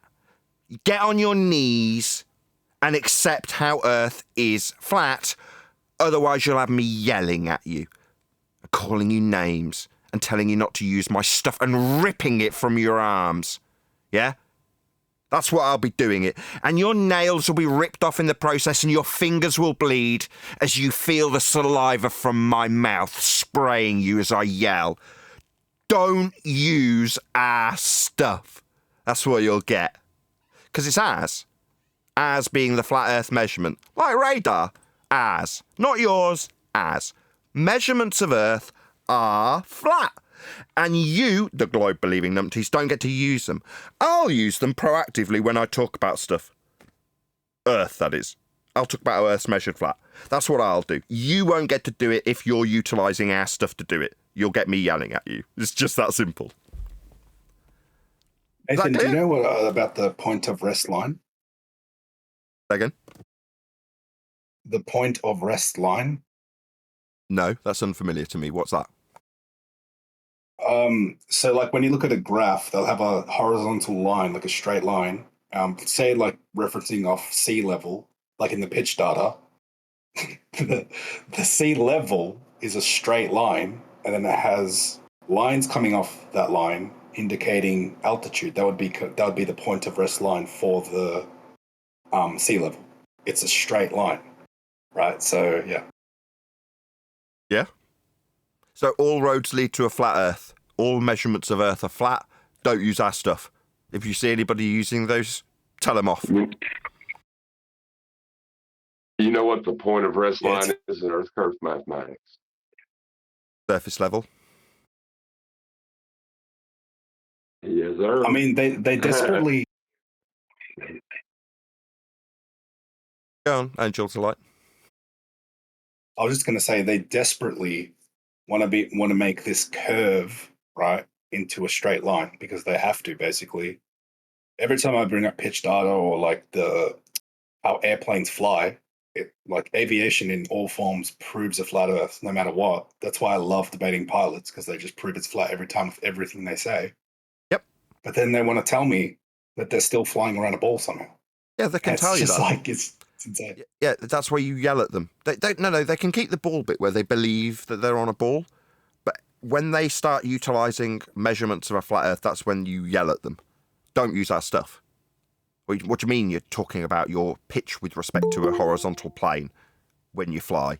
Don't use our stuff. You're not going to get to appeal to you being on a ball at the end of this shit, are you? No. Stop talking about Earth being flat. You're a ball believer, right? This is me metaphorically talking to the pilot. Hello, pilot. So what's that? You want to talk about how you're pitch up with respect to horizontal? No, don't use my stuff. I'm a flat earther. You don't get to talk about that. You're going to tell me you believe on a ball at the end of this process. Don't use my pitch with respect to a plane of reference then. Because that means you have to bow down to the Earth being flat if you want to accept that measurement that makes the plane fly. Now, if you don't want to accept that measurement, you can retain your ball belief. That's fine. You can do that. But don't use my stuff, my flat Earth stuff being this flat Earth measurement that you absolutely will require if you're going to fly the plane. Yeah, so like when they say like things like sea level or the density gradient above the sea level, basically I should be just you're saying I should be saying, well, that's all based off flat Earth. Can you tell me now using your ball rhetoric? No, that was almost there. I'll just try and do it again. Don't use my stuff! Yeah, you yell it at them. Don't use our stuff. If you want to believe you're on a flipping ball, you can do that. That's no worries. You're all entitled to your stupid beliefs. But when it comes to you using a flat Earth measurement and then calling me dumb, no, you don't get to do that. I will reel in your face my disdain for you if you're not on your knees appreciating that Earth is absolutely required to be flat because you're using it. You don't get to do that unless you're on your knees in respect to the flat Earth that you're on. If you're not on your knees in respect of the Earth that's flat that you're utilising, you don't get to use it. Choose. Believe in a ball or get on your knees and appreciate the Earth that must be flat for you to use this measurement. You don't get to do both anymore. That's not a polite, oh, by the way, you're using a flat Earth for your belief in it. No, that's far too polite. No, don't use my stuff. Fact Angels, we do have a list. Just give him the list of words that he can't use, and let's say have a read of that, and then when you try now to explain curvature, you're not allowed to use any of them words because they've got nothing to do with curvature whatsoever. See how he gets on with that. Yeah. What's the list? That sounds interesting and intriguing. What list would that be? Well, these 30 words we put together, which 30 words that are not allowed to be used when explaining how Earth curve is measured. Sea level, horizon, horizontal, parallel, plumb, perpendicular, elevation, angles, triangles, sea sextant, theodolite, spirit level, altitude, vertical, tangent, straight line, up, down, plane, north, south, east, west, azimuth, altitude, and flat. 30 words, and that's that. You can't use these unless you're explaining flat. So let him have a read of them, because he can't be using them words. These are all in reference to flat Earth measurements and terminology. Nothing to do with curvature whatsoever. Yeah, but they keep using it. But they don't get to anymore. We'll be telling them don't use our stuff. It's just that simple. Stop using it. Meanwhile, whilst doing a bit of PR and self-promotion, well, technically not, because I just want to e-beg my way to a microphone that I've got on loan, and it's for my own reference, so I'll put it fully into view while I talk about this microphone, because I'm going to be changing the capsule on this tomorrow, and I want my own self-reference to what I'm currently doing. So the capsule on this mic is a hypercardioid capsule, so I want to keep reference to how this sounds when I change it for tomorrow's show. And it's on loan to me from Funky Junk in the UK, who are kind enough to support their distribution of Sawyer's microphones by sending me out a kit with a whole bunch of capsules in it, one of which being the hypercardioid, which I'm using right now. Now, I really, really like the sound of this microphone, so if you did want to support this channel and hit me up on PayPal, then hopefully one of the mods will stick a link to PayPal as I e-beg my way to a microphone I really want to purchase that I've got on loan at the moment. So at some point it will actually have to go back to Funky Junk here in the UK, but in the meantime I'm going to enjoy using it and playing with the cardioid capsule tomorrow. But in the meantime, this is the sound of Flat Earth debate on the Sawyer's 013 FET hypercardioid capsule, which is what's been used for the entirety of this show. So as I say, it gives me an opportunity to e-beg my way, hopefully, to a microphone that I might buy if I can afford to purchase this £600 or £700 item. Very, very expensive, but very, very nice that it is. So once again, thank you to Funky Junk for sending me this microphone. I'll continue to play with it throughout the shows on this week at the very least, and hopefully I'll raise some funds via some PayPal e-begging to get my 013 FET of my own, maybe in black. We'll see how we get on. But with that, I'll say a massive thank you to both Discord and G Plus panels. But if you're watching this on either Nathan Oakley 1980 or Nathan Oakley premiering streams, stay tuned, as there will be an after show to follow. It's logical to me. Right. So we're going to use this Cartesian plane to describe the sound from our mic. You could turn it into a flat Earth proof, really. Oh, you're reaching now. No, you can. Absolutely. No. He's correct. In terms of all descriptions of sound, it's all going to be described in a Cartesian system. What? Do you mean? Polar patterns are described two-dimensionally, but are represented in all three dimensions. Sounds good. It's not really a flat Earth proof. It'd be nice if it was, but it's pretty close, John. You're right. It's a stretch. Sounds good. Sounds good. No, I'm being serious. You could stretch it out to a flat Earth proof. Who's got their mic open? Is it Neil? That's a stretch. No, Yeah, it is a stretch. So. But all roads lead to a flat Earth. This is still true. It's just some roads are a bit less cobbled than others. Well, see, the thing is, right, to describe sound and to have the information so we can communicate about it, we need that Cartesian plane, right? You're not going to be able to discuss it without using a flat Earth. Well, technically, you got a point there. Yeah. Sound proves circuit flat. Let me not be afraid to mess up on the stream or the after show. Let me ask you a question. Is northwest and southwest the same direction? No. Oh, okay.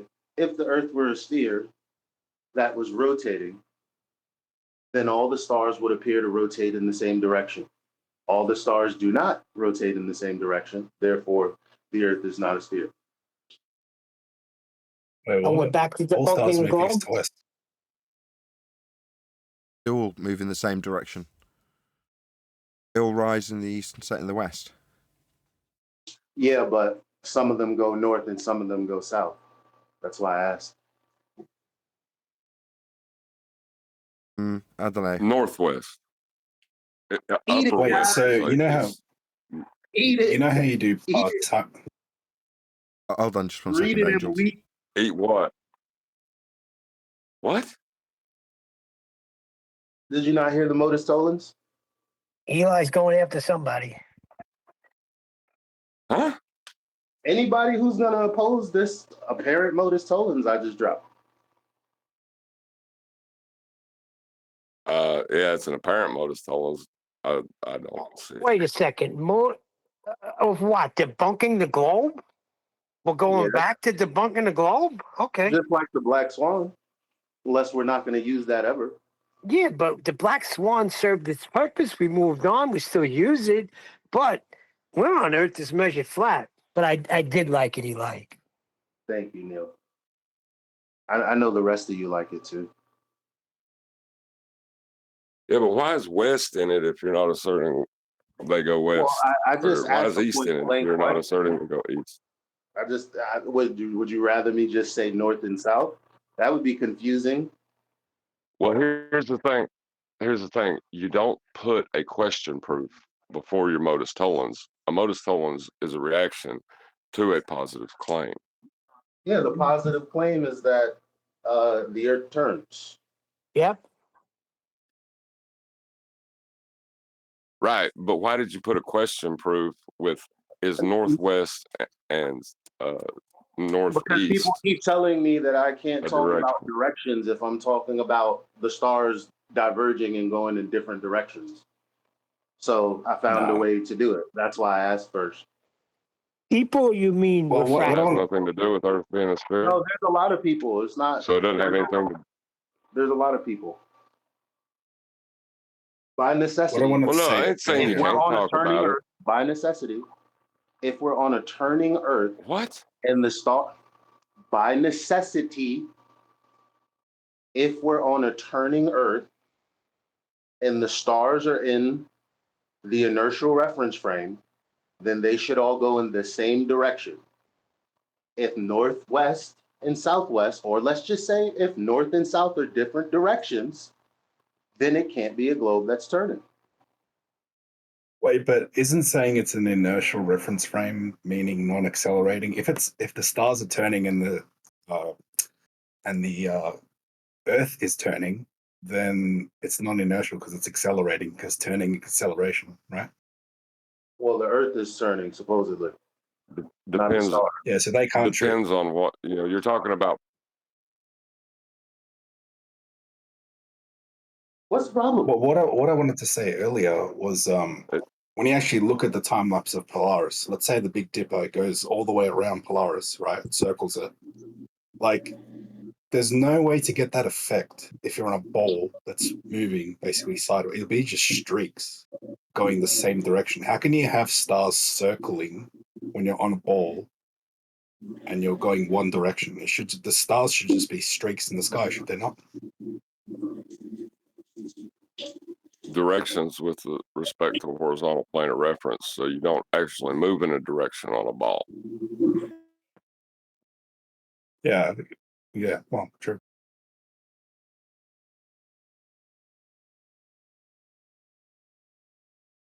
Does someone want to play flat Earth proofs with me? Just name off flat Earth proofs. That's as true. Oh, my bad. Just saying that's as true as What is flat Earth? not being Earth curve. One more time, Eli. Third time's a charm. It's just as true as the horizon not being Earth curve. It's just a modus tollens. That's all. Curveisen. They have to A say the modus word tollens curveisen. requires a question proof. It's a modus tollens built on a question proof, though. Why did you have to ask?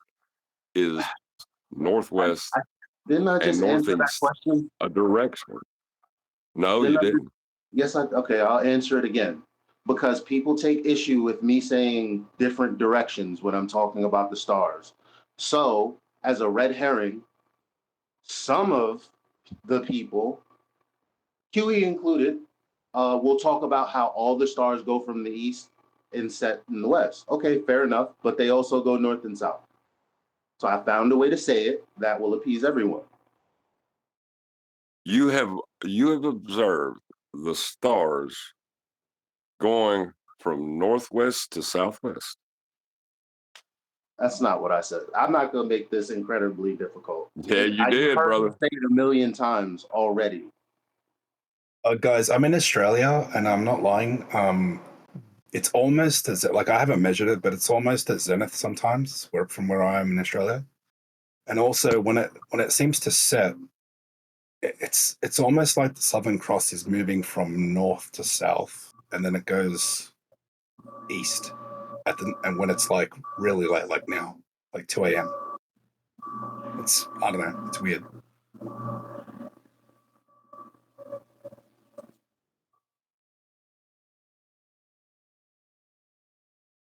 Is a question proof, is the Earth a sphere with the specific dimensions? Would that be a question? All right, what's the positive claim? What's the positive claim that I'm making? You're directing this towards me, Elijah.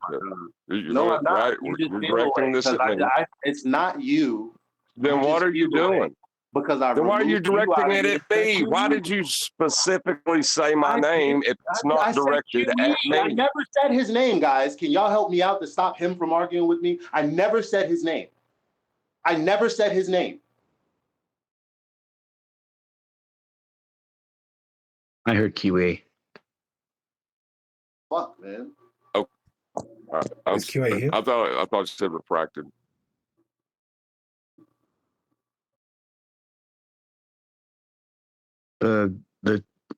This new claim, or not new, I guess, this claim that we're working with for 24/7 right now, in that the southern rotation apparently going a different way. I don't really know what to do with it. I don't even want to say all of that. I just want the logical syllogism. That's it. I don't want to argue with anybody. It doesn't go the other way. The stars all move the same direction. They don't go, like, if I'm in Australia, if I face north, the stars go counterclockwise. And? Well, I just heard someone say that they go different directions. They don't. Yeah, well, if you're near the equator, you can see the stars go north and south. They diverge. You can see the stars moving in different directions. North and south the same direction? Yeah, at the equator, you can see the stars. Are north and south the stars moving in different directions. Okay, great. You think that the stars go from north to south at the equator? That's what you just said. Why north and south? Because they diverge. North and, not north to, north and south, because they diverge.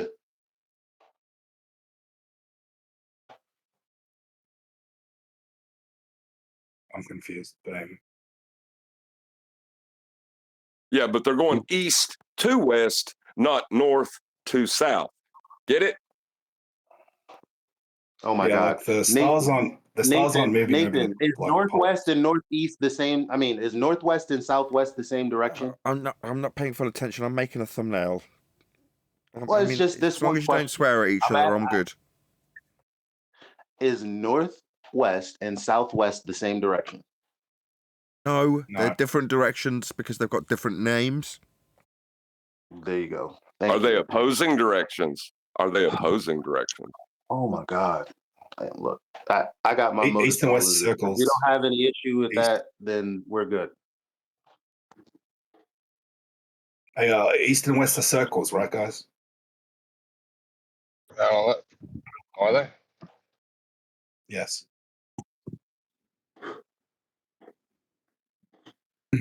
Like the Tropic of Cancer or Capricorn, right? If you were to travel that, you'd be doing a massive circle because it's just a latitude line that goes east or west.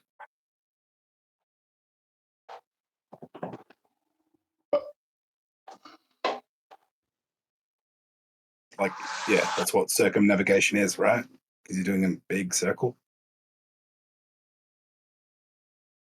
But if you travel in a straight line and say ignore the compass on a globe or a flat Earth, you'll end up south eventually if you just ignore the compass. No. Yeah. You're talking about dead reckoning as opposed to. That's the idea. Has anybody checked out Will Duffy's Facebook page?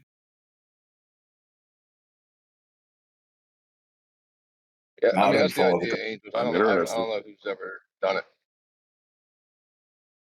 Let's say that again. What?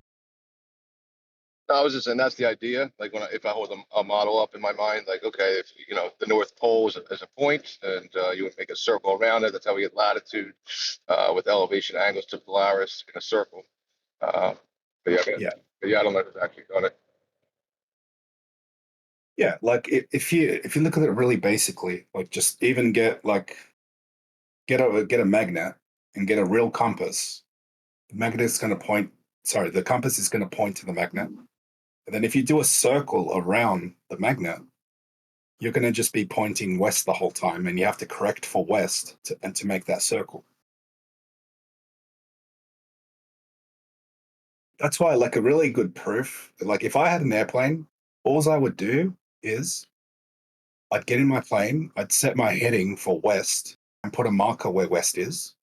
I would travel in where my marker is, not where west is, let the compass deviate. And then if I have to turn right, welcome to flat Earth, which I already know it will be because the compass points north already. So Yeah, I mean, if that's what I'm saying. The trouble is, I couldn't do it. It would take me years, I would say, to get like a straight line, a dead reckoning. And I'd have to use the compass the whole time, and I'd have to use like the stars, and I'd have to use the sun angles to then plot a straight line tangent from the circle that I'm making. It would take me for I don't know how I do it. yeah, well, basically, you'd pick a point on, like, make a marker on, I guess, the compass, and just follow that point. Don't ignore the compass. Go in a straight line. You'll end up south eventually. Yeah, that's the model. I mean, you might see the compass deviate, and it will, but if you just keep on that mark that you made, you'll end up south.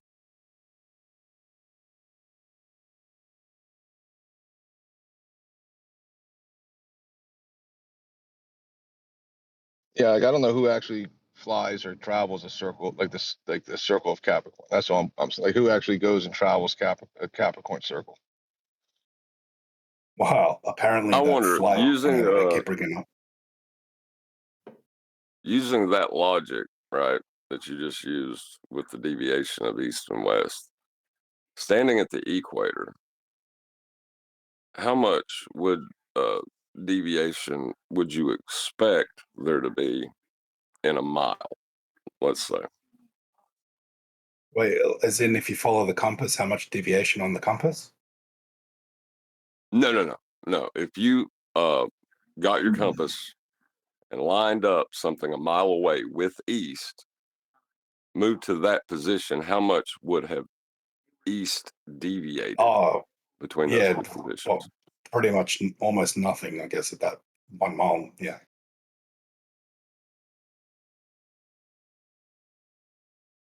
You'd have to travel quite a significant distance, especially in the south, to make the compass actually deviate if you're following east or west, which are circles.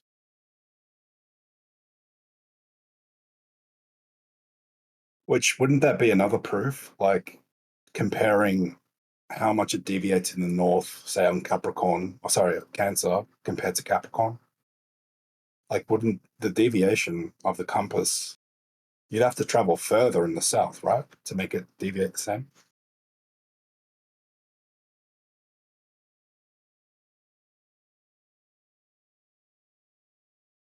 Well, I mean, then they got the built-in excuse that it's pear-shaped. So, I mean, Hey, guys, proof of the globe.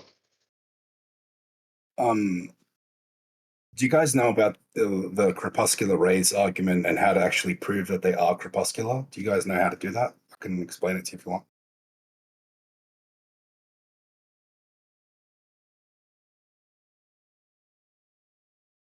Shoot, go ahead. Okay, so they're going to argue that it's like perspective, like train tracks coming towards you and they converge into a point, right? Now, the problem with that is, if you get train tracks, right, and line them up vertically in front of you, they're not going to converge anymore because now they're not coming towards your eyes to cause that perspective. So if you look at a skyline, like say even Chicago skyline, like in that famous photo, we know that all the buildings are built parallel to each other and they're vertical and they're straight. They're not actually splaying inwards. Then if you go stand in the middle of the city and look up towards the skylines, because now the buildings are coming towards your eyes, that at the towards the sky they'll appear to diverge inwards, kind of like a hallway, right? Because now the buildings are actually coming towards your eyes. So when we look at corpuscular rays, you can find many of them. I've got a good photo where the corpuscular ray is going straight down behind the horizon, right? They're not coming towards your eyes and they're still diverging, proving that it's not perspective.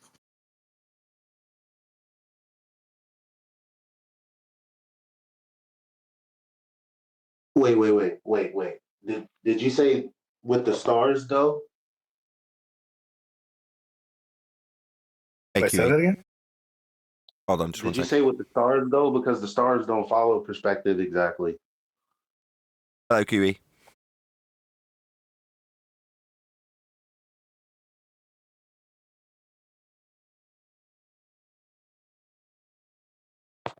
I didn't hear him say anything about stars, but I didn't really catch the end. He said something about the vertical buildings. And then when you look at the sun, I didn't hear where he said. He said you look at the sun at a certain place, and they continue to diverge. I didn't really hear the conclusion. Wait, was I lagging? No, I just didn't really hear it clearly.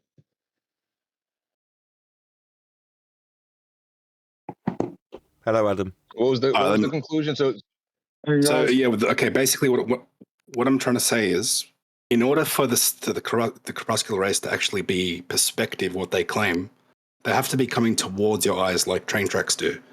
So if you look at a skyline perpendicular, we know the skyline is straight and it's not diverging inwards. You go stand in the middle of the skyline, look up towards the buildings. Now the buildings are coming towards your eyes, and it's going to appear to splay inwards due to perspective. They're coming towards your eyes. So we look at corpuscular rays perpendicular, they're not coming towards our eyes for the effect to come into play for perspective, and they're still diverging, proving that they are actually diverging.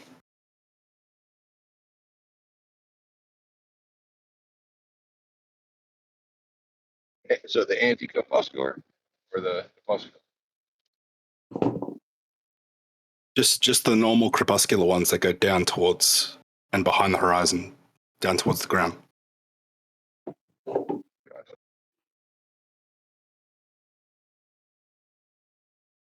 I actually made a meme for this to demonstrate. I'm trying to find it.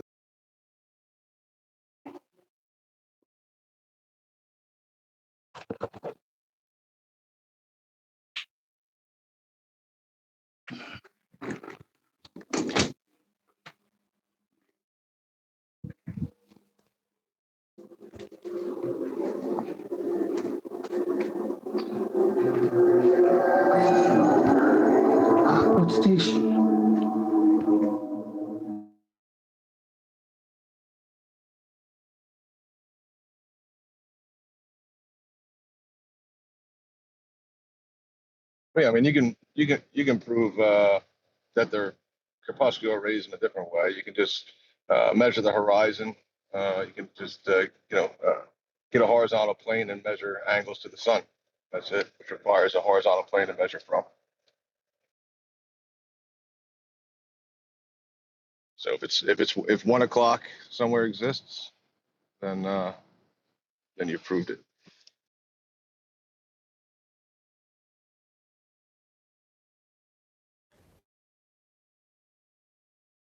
What are you trying to prove?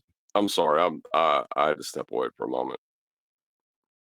Well, he was given a rebuttal to the Globers, claiming that the corpuscular sun rays that we see are actually just due to perspective, not actually corpuscular. That's their claim, and the rebuttal is that if that were the case, then and it was due to perspective of light converging towards your eye, then we would see it at the horizon, and that's the part I missed that he said he was going to get a meme for. Oh, okay, I got you. But I mean, what's the point in making that claim? Why are they saying that? Are they trying to set a distance to the sun, or what are they? What's their? It's a rebuttal. It's a what's rebuttal the- to the flat Earth claim that we see corpuscular sun rays due to the actual divergence of the rays of light. They say no, that's just perspective, like train tracks. The sun rays are all coming in straight, like Eratosthenes told you. Oh, there it is. The positive claim is Eratosthenes, then, right?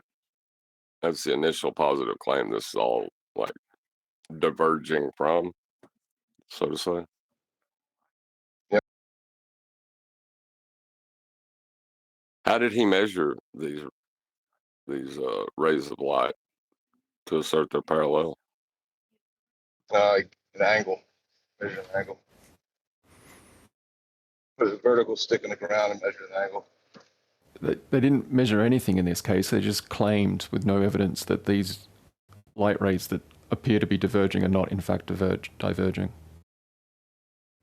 They got big problems. I already went over this a few days ago. You guys aren't listening, right? You should probably stick with, watching some shows. Just an idea. I went over this exact same thing a few days ago, and a number of times in politics, where there are models that aren't models of eclipses have converging and diverging rays. So does reality change depending on what argument you're in? Yeah, well, yeah, definitely. You're in Discord, right? Not reality, but yep. You're in Discord, correct? Yeah, it changes. So let's take a look at It suits these. the argument. So there's NASA. There's Rice University coming next. And Smithsonian. Yeah, What's happening there? Sun rays are parallel until there's an eclipse. Exactly. Yep. So there's a rooster and a hen house here.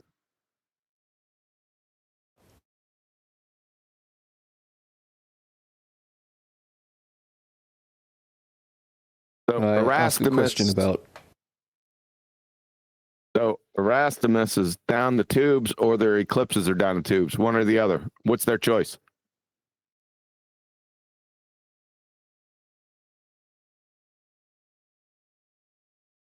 Oh, Eratosthenes. Oh, yeah, he's cool. What about Rayleigh's scattering? Wait, Rayleigh scattering? Wait, if the moon was Rayleigh scattering, wouldn't the whole atmosphere turn red too?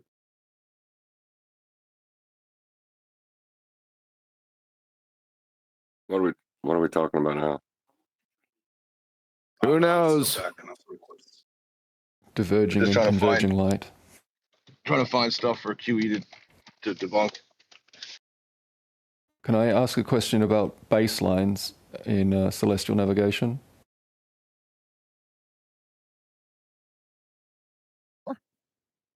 Where's Nathan at? You got an absentee landlord? Yes. I'm just eating crisps. You're just eating crisps.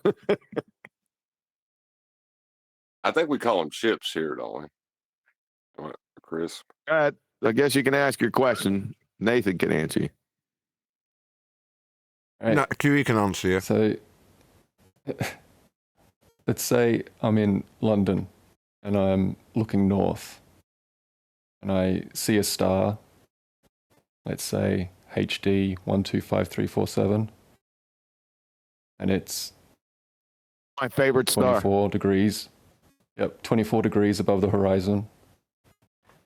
And so at this particular time, let's say it's the middle of winter, 23rd of December,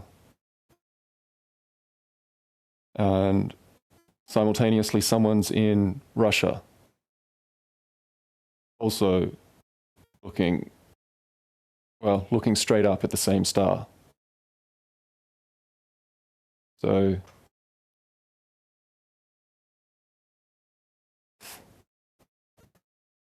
directly in line with, say, Polaris, like north-north. That baseline between you and the subpoint in Russia, that's a straight line, right? And if it's you an angle, it'd have to imagine it drawn across the surface of the Earth, it would go straight through the Arctic, where the North Pole would be. Hang on. Well, we're not necessarily talking about like that. I mean, it might be. I'd have to look at it from really high up to tell you that for sure.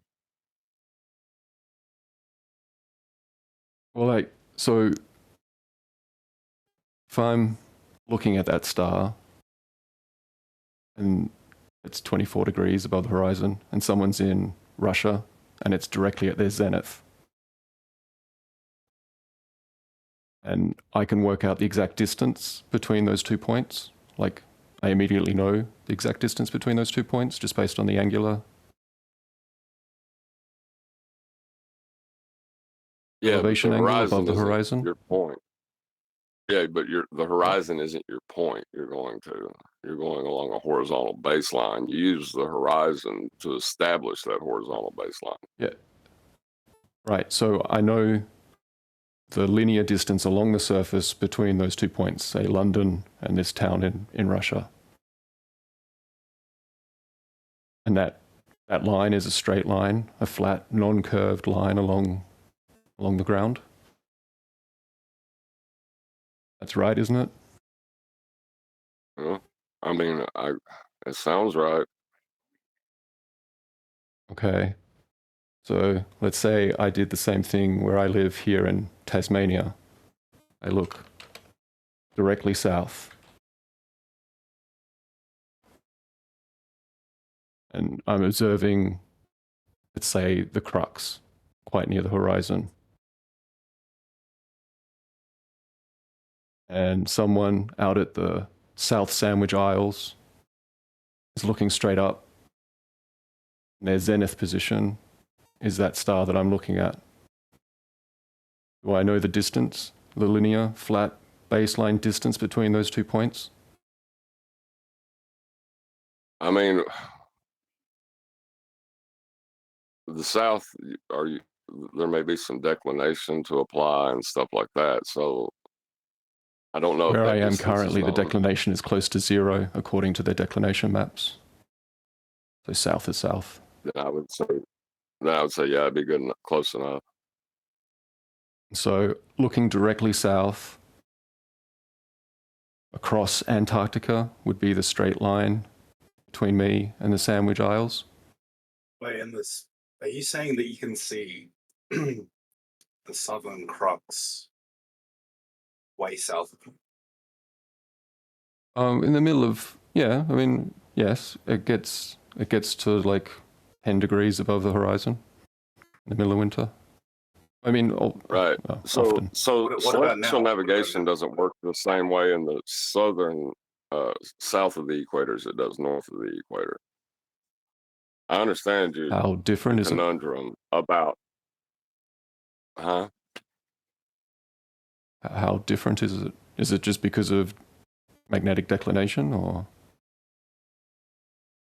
No, not just that. The way that the longitude lines are laid out, the distance between them. Like, there's a lot of things that are different that we just don't know. So I can't speak to what you're getting ready to ask me. I wondered it myself, but you still measured an angle from a horizontal plane of reference. Does the that is your eye level. Does the relationship between angular drop of a star, does that, and the 60 nautical miles, does that break down? Towards the horizon, it does. It does in the southern hemisphere as far as declination, and there's a lot of things that are way past having any relevance to the nature of the ground you're standing on. It has to do with how the sky wouldn't behaves. you have to consult? Hang on a second. Would you not have to consult with the almanac as well to get a precise position and distancing? Isn't that part of the procedure to know where you are and where you are trying to head to? So the crux is the crux is made up of navigational stars, and I'm just using stellarium as a proxy for the ephemeris.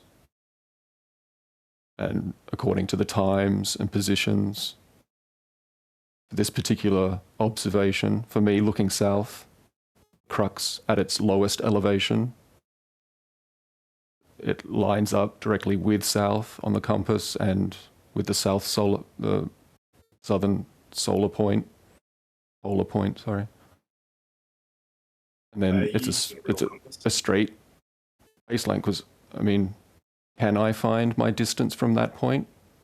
Can I find my location on the surface using celestial navigation in the south?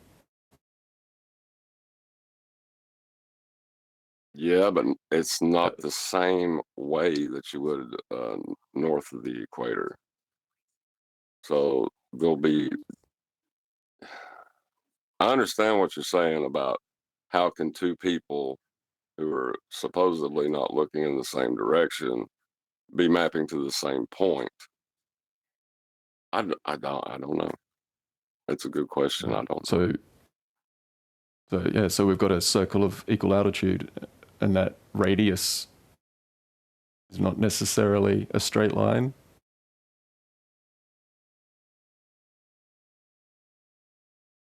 Well, you agree with that.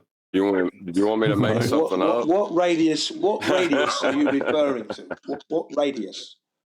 The circle of equal altitude of me observing the crux at its lowest elevation.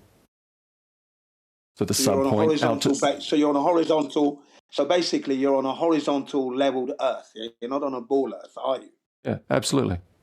The ground's not curved. Right. Yeah. So well, then I don't see a problem.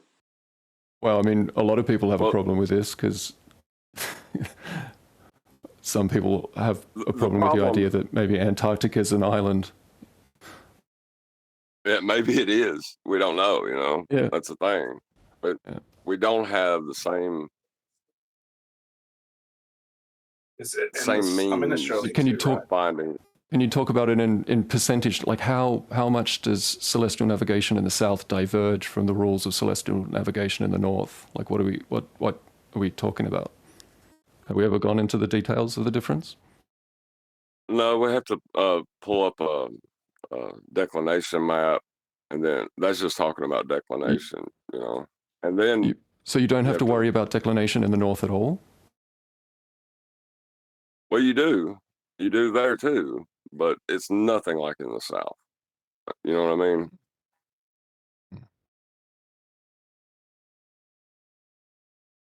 I mean, you're asking me to give you a working map from the information of distorted maps, and I can't do that.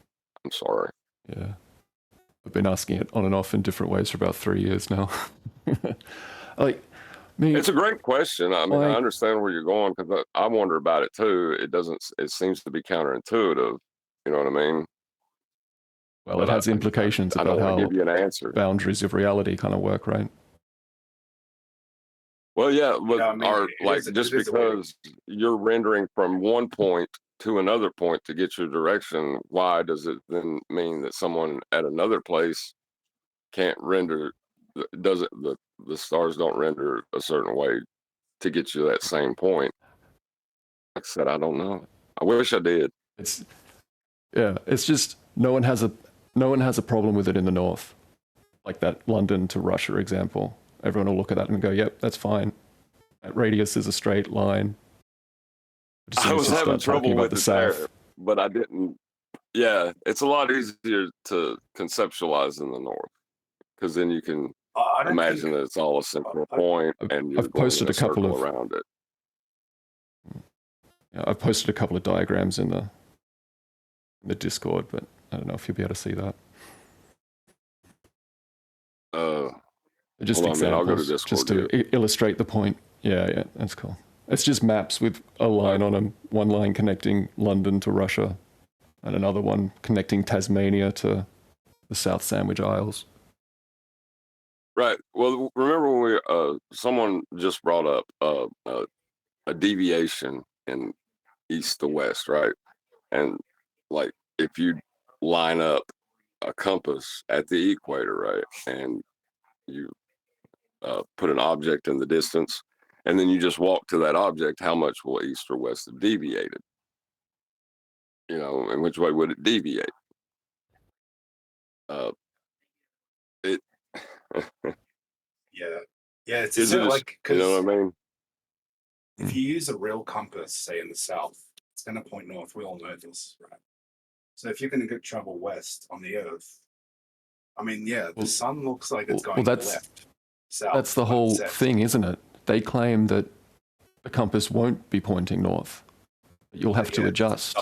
It's the dumbest thing ever I've ever heard. Like, Yeah, I mean, I definitely have issues with it because the south on my compass lines up with the southern polar rotation point.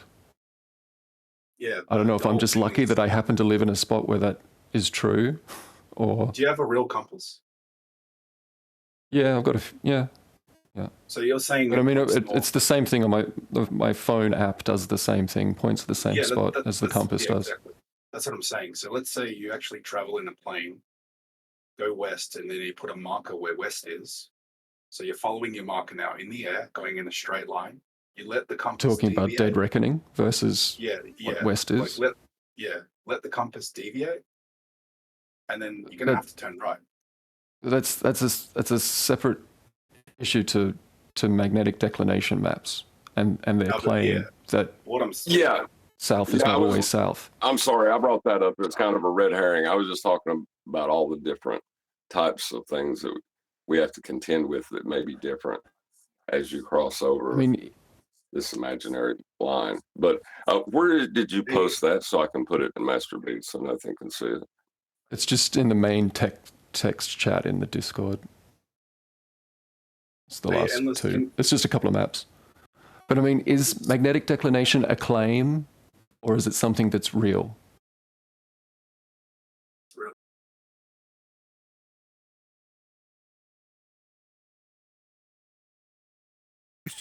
Regardless, it's just a deviation, isn't it? They're ascribing it. Is it your name's Endless, right? Because I just want to make sure I get the right information to give the name. That's me. Okay.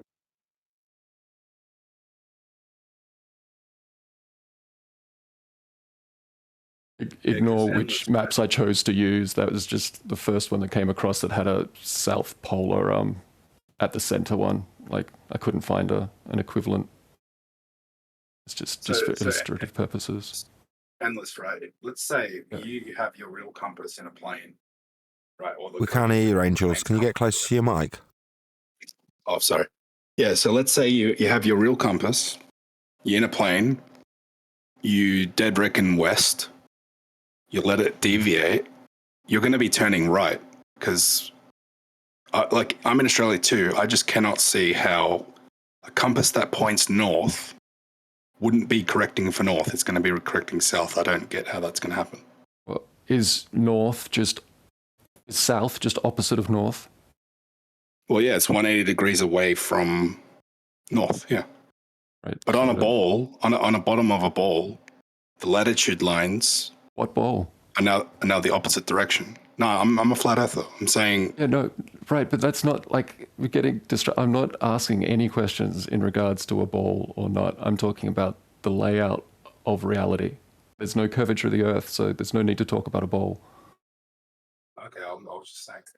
Yeah, but we're talking about distortions either in how we see or the way we create or of the magnetic lines that we're using to establish north. You know, it's like it's really difficult to be accurate, I guess, when you're describing the entirety of Earth.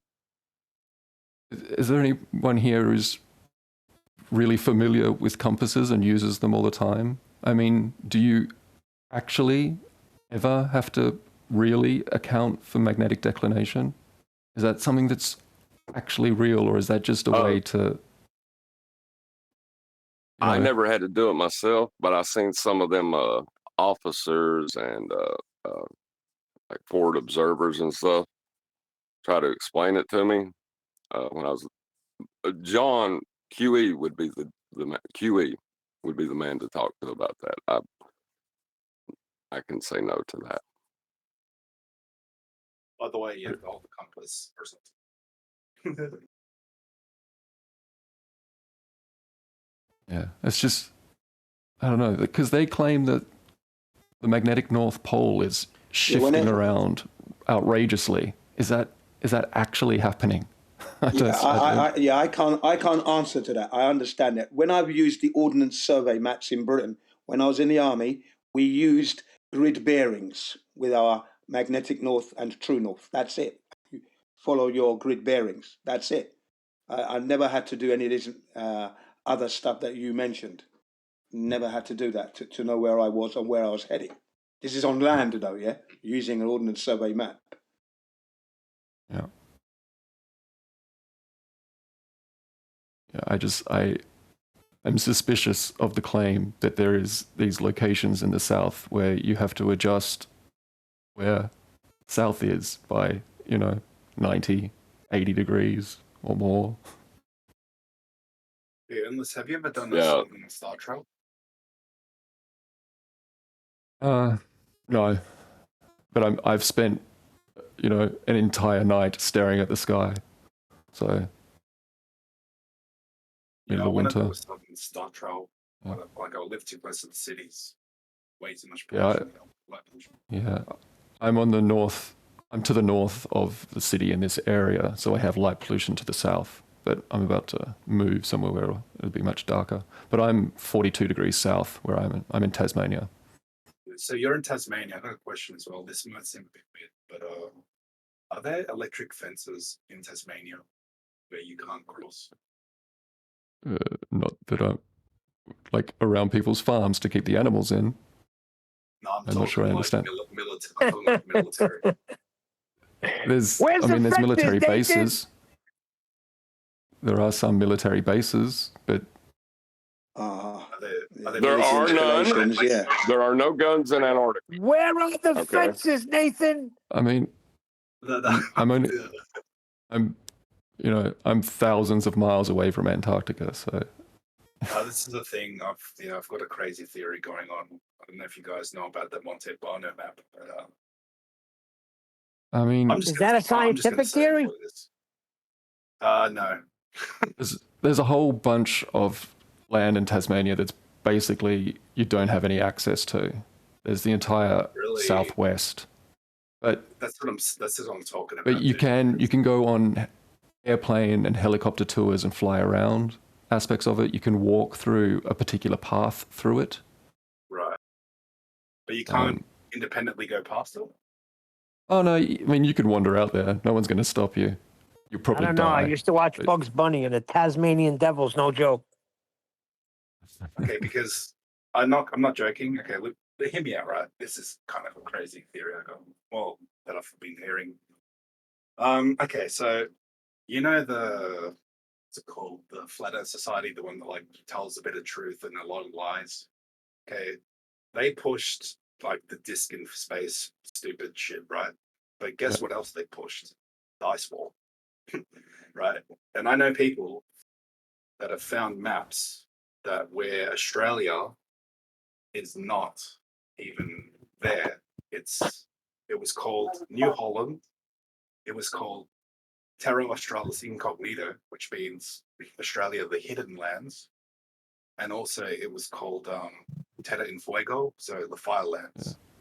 So I mean, at different points it was discovered by the Dutch or the Portuguese or the French. I mean, Tasmania was Van Diemen's land up until like 150 years ago. But they are just maps, though, right? That's all they are. It's not like Australia was really missing. Like even if, regardless of the projection, right? If you look at the Montebano map, Australia is. He's not trying to deal with it because I'm calling out reification because I think this is the Pac-Man Earth dude. Like, get close to your mic. You want to reason where it would make sense, right? But Angels. you can't using a reification fallacy. Yeah. Keep backing off There's your mic, no Angels. after that. I stop. Yeah. You might be getting confused between the two of us because we both have Australian accents. No, I'm not. Just get close to your mic, Angels. Me? Oh, sorry. No, me. It's all good. Yeah. No, I started off saying it's speculation, but yeah, crazy theory. What was the actual point you were getting to? I'm saying that they also. I'm saying the okay. That's the other thing that they pushed was flat earthers believe Australia doesn't exist. But then you see these all. Hold on, Angels. Right. Yeah, but then just one sec. Right. The reason there's quite a few protracted. I was listening to the conversation, admittedly, while stuffing myself and accidentally biting my lip in the process. Anyway, you're onto finding out about actual measurements of Earth and how practically applied they can be in terms of actual distances, right, Endless? And what you're getting is lots of protracted silences back because the truth is, many of the people on the panel, they don't know how accurate they are, do they? Well, I don't know, right? And I'm going to assume that the protracted silences is a direct evidence of that.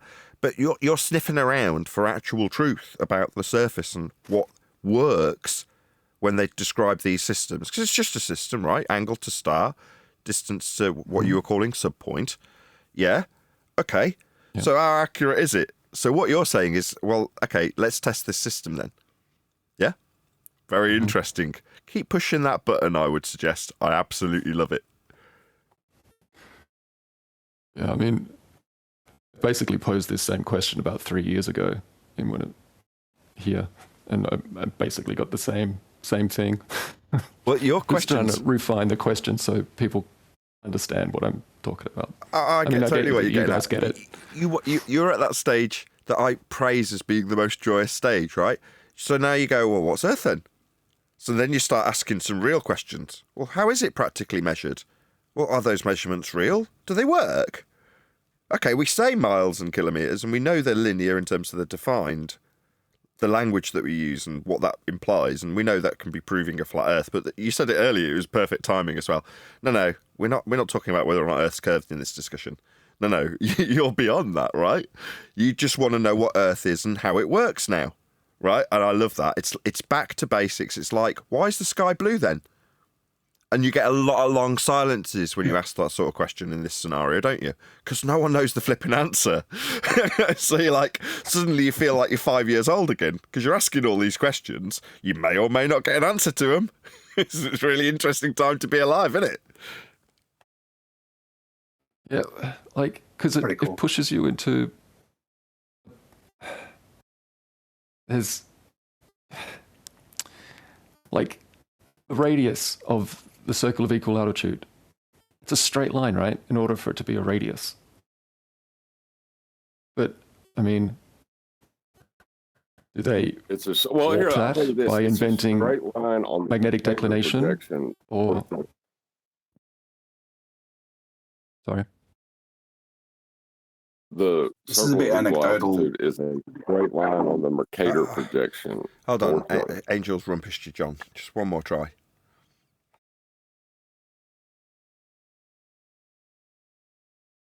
For me or him? You, John. Go ahead. Right. The circle of equal altitude is a circle on the Mercator projection for sure. Mm-hmm. That's what the universal transverse Mercator, that's the one they use. What it's called. Right. So the they're not necessarily straight lines. Is that the implication? That's one of the possibilities, that these lines are not necessarily, like, they're traced on a flat surface, but they're not necessarily a straight line. No, they can't not be anything. They can only be what they are in that regard. It's how well they match up with the maps that's up for question. So the system, you're just talking about, in principle, whether or not an elevation angle will always be an elevation angle. Will it always have a flat baseline? Yeah, it'll always be exactly what it is. But when you then say, well, let's put this into practical use with a map, then you'll get some stony silences, because unless someone's actually gone out and double-checked with a large world map how that works, they don't know, do they? Now, you're asking all the right questions, though. So as much as you might get stony silences, you suddenly get people's cogs turning. So I think it was, who was it earlier that was talking about the Ordnance Survey map? Because this question came up yesterday, and I'm like, they're like, well, which maps are accurate? And I'm like, I'm pretty sure OS maps are pretty accurate. And so are the charts that you get divvied out if you're in the Navy, or if you're in, you know, in a situation to be in need of little charts for your journey. But what you're actually getting in terms of world maps, it's all to play for anybody's game, because they're all fiddled with. They're all globe projections for the most part. Not for the most part, all of them are. So, you know, I just think keep you're pressing literally this. going to have to get into a boat. Was it you, Jim, saying that? You literally... Yeah, that was me, yeah. So you we're on the right have track. to get into a boat and start navigating. That's how you're going to know. You're only going to know if you actually go out and do the practical work itself to see if it works or not. None of us are in that position. Or you'd only be in a position to answer the question in the affirmative if you'd done it, is more my point. But go ahead, John, from Discord, from G+ again. Well, this might be helpful to you, Endless. Or there's the second option that I take. And I think Nathan takes it too. Is I don't know, but I would really like to. If you got an answer to that, I'd love to hear it. Well, I mean, I don't know, obviously. But what I can know is I can look south and I can see stars that there aren't. They're mapped stars, right? So they're in the ephemeris and they can be used to navigate with. And there seems to be one-to-one correspondence with the subpoints at a particular time with a particular point on the surface.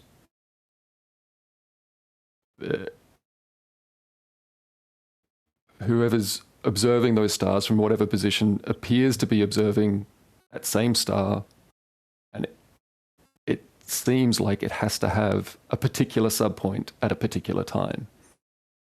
No one is upset by this at all when we're talking about the north, looking north across where the North Pole would be on the surface. But as soon as we start talking about the south, it gets a bit strange. I don't know if you noticed. I got iffy about that too. I'm not okay with staying along the route. I know, the path it's taking. You know what I'm saying? Are you guys talking about the GP point? And they're talking about all the GP points in one way. Yeah. Well, it's the relationship. The points are right. It's the relationship is from where you are to where you're looking to where the star appears in the sky. And it's not the same for everybody because nobody exists in the same spot as the other person. There's a lot of things that I just don't know in this, and to give an answer, it sounds so. I mean, it would be embarrassing to try to give an answer to it because I just can't. Well, okay, say we're all standing on. There's a bunch of people standing on the perimeter of a circle of equal altitude. So we're all the same distance from the same subpoint. We're all looking at the same star, right? And I mean, I'll say theoretically, but it seems like it has to be this way. If you were at that subpoint and looking directly up at your zenith, you would also be looking at that same star. Right, you're looking at the same star. All those people would know their distance between each other. But looking at the same star is kind of relative because, I mean, what is that star? You know that you have certain angles towards distances the along point of that star, right? That's the distances knowledge along you the have. surface aren't relative. They're like literal because you can use them to navigate with. Yeah, but only with the angles. Right, but from the angles you There's get no the other distance. information. There's only You ha- angular information about them. You have the distance, the linear distance along the surface. That's also information you have. No, you don't. You have a You know- distance what? to the GP point where the celestial body is directly above you. That's the Okay, I mean, information there is available. that's- There's no actual distance. That's what I just said, though. Any of it.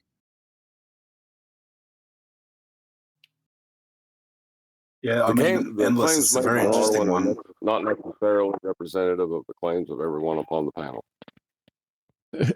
Well, hold on, brothers. Hold on. I think we missed something.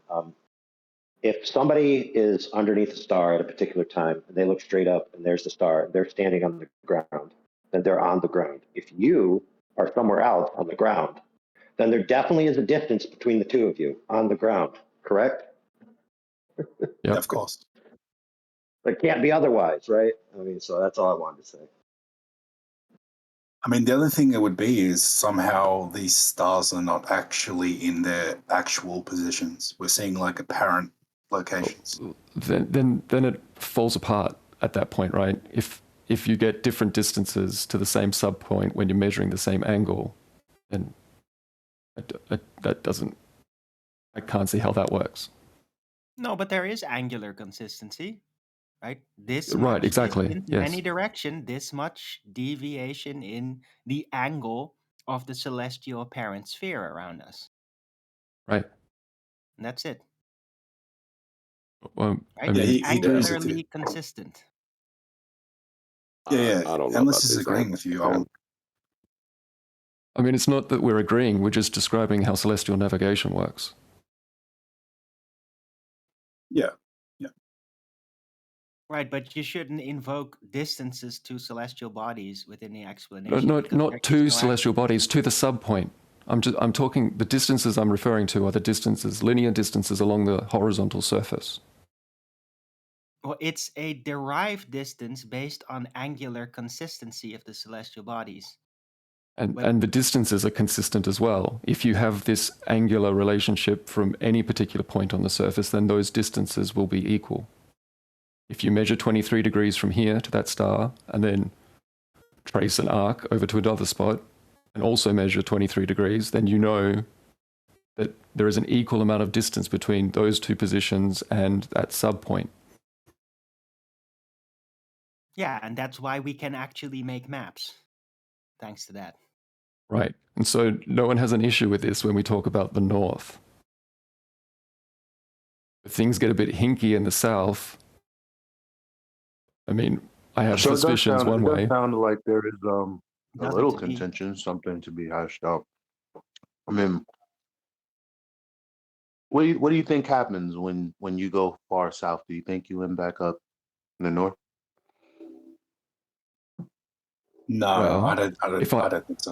He didn't, I don't think he was asking, yeah.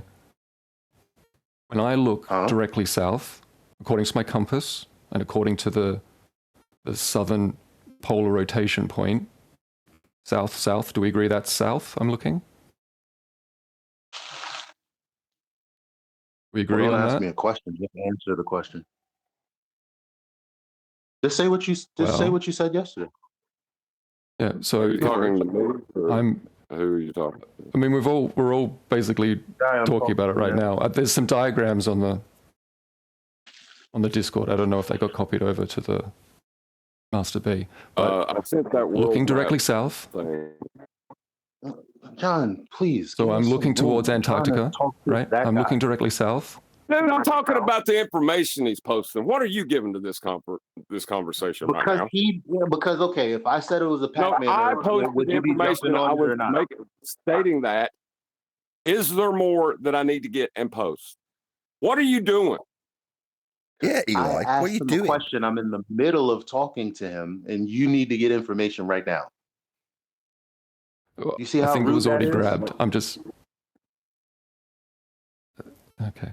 Just one Literally second. in the Endless. middle I'm looking of directly asking south, right? questions. Let's just get past this sidebar. Endless. 2 minutes tops. No worries.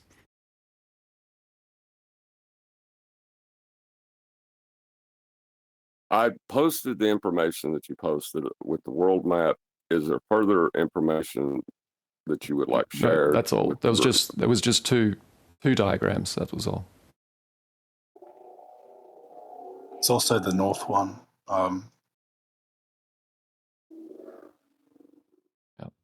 So I'm in Tasmania. I'm looking directly south according to my compass, south according to observing the southern polar rotation in the sky. So south, south, south, right? The bottom crux, the Southern Cross, is at its lowest elevation. It also lines up with south. Sorry? So what does that prove? Right? And so I'm looking towards Antarctica, and the subpoint of that star is in the Sandwich Isles off the coast of Argentina. So I've looked across Antarctica out to a position to the east of Argentina. Question on that solar, the southern solar pole star thing. Do you have a reference for that, or is this a conceptual thing? Because I haven't seen anything yet. Just a question. It's so, like, I can describe it by comparison with what you observe in the north, with the Big Dipper going around Polaris. Putting in air quotes going around, because it's a horizontal plane that is in the sky. But the Southern Cross does a similar thing in the south. It traces a similar path around a fixed point. Right, it's the other side of the virtual axis of the celestial sphere. Yes, right, the southern rotation. Do you have that in video or something? Sphere that has no actual positions, actually. Just telling you. No, I'm asking if. Sorry, Arwen. I want to see if Endless, right? Do you have videos of that, perhaps? Because I've been trying to do that from where I'm at, but I can't seem to do that. I'm not in the north. I'm in the south. Are you in South Africa? Yeah, Cape Town specifically, so right on the tip. Yeah. So you don't observe. You can't get.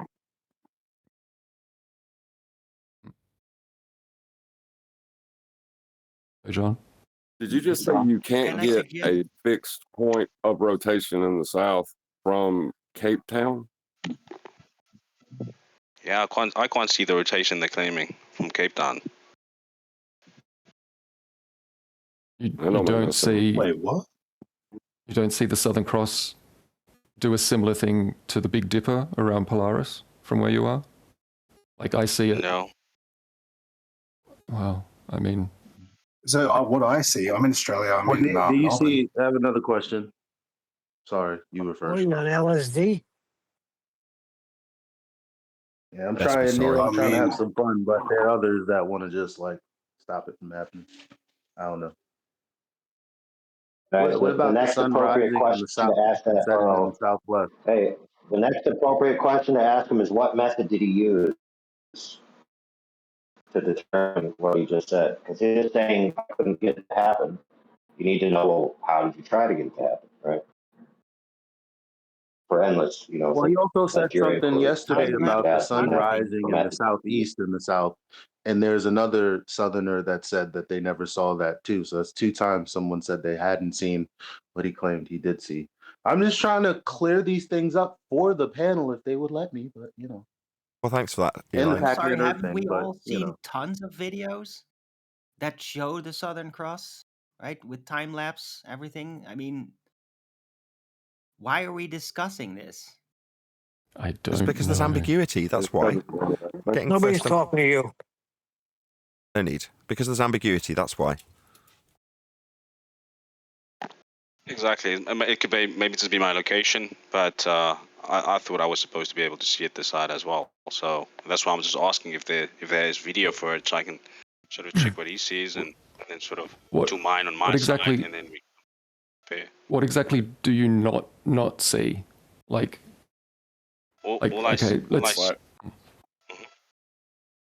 imagine. I just wanted to say all I see is the stars moving from east to west. That's all I see. So you never. Okay, let's call it a clock for the sake of discussing it. So in the north, you have the Big Dipper. It can be at 9 o'clock, 12 o'clock, 6 o'clock, 3 o'clock, in reference to Polaris being the center of the clock. Okay, we agree on that? I mean, I've never been there, but let's go with your example. You know what I'm describing, though, right?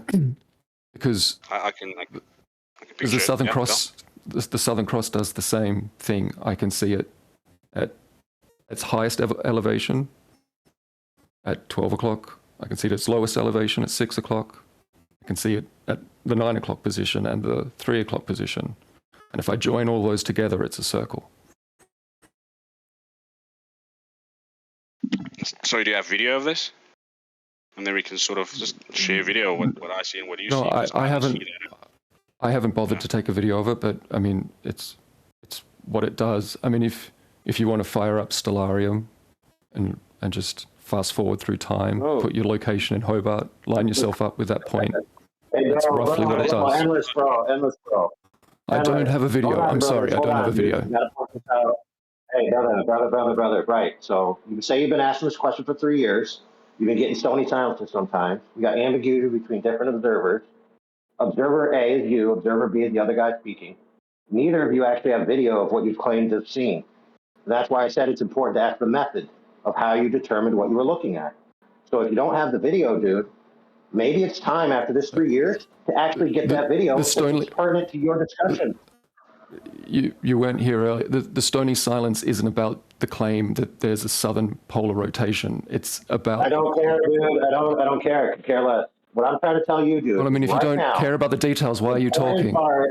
If you don't care about the details of the conversation, why are you talking? Pay attention. The pertinent. Dude, there's no need to be rude like this. Dude, I don't need to be talking like this.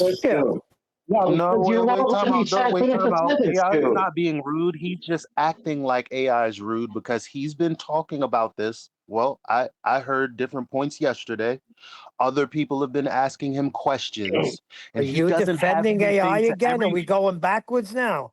I speak to AI and you come in? Yes, he is. Yes, he is, because he's just asking him to... Hello, everyone stop. Everyone stop. Everyone stop. I don't know why AI triggers everyone. He's asking for something pertinent, right? He's a bit abrasive in his asking, but there's nothing wrong with what AI is asking for and saying, look, if you say it happens, it'd be nice if we had a video of it. There's nothing wrong with him suggesting that. That's it. What's wrong with that? Yeah, absolutely. So Nathan, let me point out this other fact. My abrasiveness don't appeal to me, though. Directly proportional. I'm not. I'm just saying my abrasiveness was directly proportional to the lack of the ability for Endless to let me finish my sentence. I wasn't just being abrasive for the sake of being abrasive. What I'm trying to say is we have two people here talking about things they see or don't see.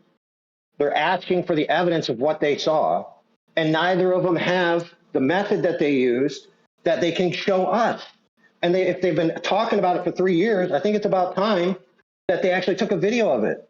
So that way when somebody asks, hey, do you have a video of that? They'd be like, oh, yeah, here you go. I mean, is that too much to ask? Yeah. That's fine. That wasn't the actual thing we were discussing. Yeah, he's saying, have you got a video of the thing we're actually discussing? Exactly. Okay, let me put it simple for the slow kids in the back. It came to a crux that two people were talking about observations that they couldn't validate that they actually made. And so when they were asked to validate it, they didn't have it. And if you're talking about being involved for years and years and years, it would seem to me that by now you might have it. So I'm just saying, maybe I don't have a tripod and a camera that can I don't have a tripod and a camera. Okay, I'm glad you said that. do I'm these glad you videos. said that. So I'm glad you said that, brother. And here's why. I'm going to appeal to the audience right now. There are many people who are interested in this topic. Dude, I'm taking the floor. What don't you understand about that? There are many people who are interested in the topic that would like to have those observations from people who are in locations like you, and I'm sure they'd be willing to pay you to have a camera. I'm sure they would. Go ahead. Well, so are we calling into question the existence of the South Polar rotation? Potentially, Well, yes. That's the point. Hold on, let me just answer him. Right, yeah. Yeah, potentially, yes, depending on what we can see with our own eyes based on trusted sources. So maybe is the answer to your question. But until we have more than just a verbal description of what's been observed, as in we can all study it for ourselves, it's hard to assess whether or not we can trust it because we haven't seen it with our own eyes. Now, we get that you could just fire up Stellarium, but then when you said that, everyone got in a tiss and are like, well, no, we don't want to just trust Stellarium if you're there and you can do it for yourself firsthand. I only presented that as that's basically what I see. Like, I just posted a video of the South Celestial Pole star trails from Perth. Yeah, so let's get some progress. So here we go, brother. You're there. There's other people over here and over there. I know numerous flat earthers across the platforms we proffer in 24/7 and this platform here, FED, that would be willing to take these observations, but like you said, maybe they don't have the equipment. I'm telling you right here, right now, there are people that are willing to pay to get this done because they want people in the field who will take just stone cold, I'm in my backyard, here's my compass, this is my footage. And they want those data points. Like the guy who spoke previously, he said, I'm in this town. I would love to have a quote unquote map with a little marker on it that said, I'm James 2000. Here's my video of a compass. I'm in Brisbane or whatever. I'm looking south. Here's what I see. And then when we ask these questions, rather than being referred to Stellarium, we could just pull up the video. And I'm telling you right here, right now, there are people that are willing to pay you to get that done. So are you willing to do it? Yes or no? Sure. Well, there we go. So what we're going to do, bro, is we're going to encourage people to stop talking about this in the hypothetical and then look at the Stellarium and actually go out like you and Nathan just talked about recently and actually start getting data points refreshed. And like Nathan said, maybe more trusted than just firing up Stellarium. Because let me tell you why. Let me tell you why I'm so heated about this, dude. Over the past month, since TFE, we've had flat earthers at each other's throats over the terminology about the South, over observations about the South. I've had people accuse people like you, not you accusing, but you live in the South, you see what you saw.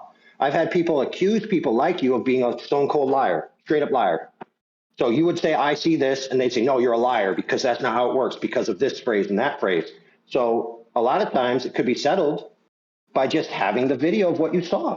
And I would like to see that happen rather than flat earthers just keep tooth and nailing each other. Wouldn't that be great? He was just treated like that yesterday in the VC, weren't you? In the voice verification room. Okay, so we're trying to clear shit up, man. No swear.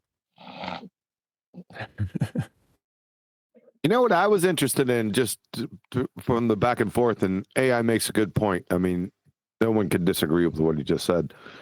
I was interested in the guy at Cape Town. Is he still here? Yes, I was interested in that too. Yes, he is still there. Yeah. Yeah, you said you don't see the rotation. You don't see the Southern Cross. You don't see the point of rotation from where you're at. Yeah, I can't see the point of rotation at all. And I've never sort of paid attention to it. I was like, okay, I can't see it goes from east to west. I never really had anything to add in that regard. But now the endless is sort of saying that there is a point of rotation. I was like, okay, I'm interested now because this whole thing with TFE and all of that. So now I'm interested to actually do it. So I'm with what AI is saying. Let's do it, man. What's your question, QE? Yeah, my question is, I'm kind of surprised if you're looking, towards the Southern Cross, you should be able to see this easily from your position. Yeah. Also, I'm in the south. I understand that, but his position at Cape Town, it was the lack of what he saw that kind of shocked me a little bit. Yeah, you're not what I saying s- that you can't see the Southern Cross, right? That's not what you I can can see the Southern I Cross, can right? see the Southern Cross, but I can't see the point of rotation. I only see things Well, moving from east to west okay, always. maybe that's what. Oh, okay. Hmm. That's why I said it could be my location. I don't know, but I'm willing to like record it for everybody, seeing that everybody's interested. Let's do it endless. Hey, TB, when you see the Southern Cross move, you saying it makes an arc east to west, right? Basically, yes, but that's how the sun moves across the sky as well in my area. It goes, Because makes an arc. it's weird. It's weird that you say that because when I see the Southern Cross, I'm in Melbourne, Australia. I see the Southern Cross pretty much. It it's almost at zenith sometimes. I've never actually measured it properly, but it's like over my head, and it appears to be moving north to south. So if I'm facing west, it's going to be moving from my right shoulder over to my left shoulder, and then late at night, it seems to move east towards east. It's like super weird. It depends on the time of night and the time of year, what particular point you'll first observe it.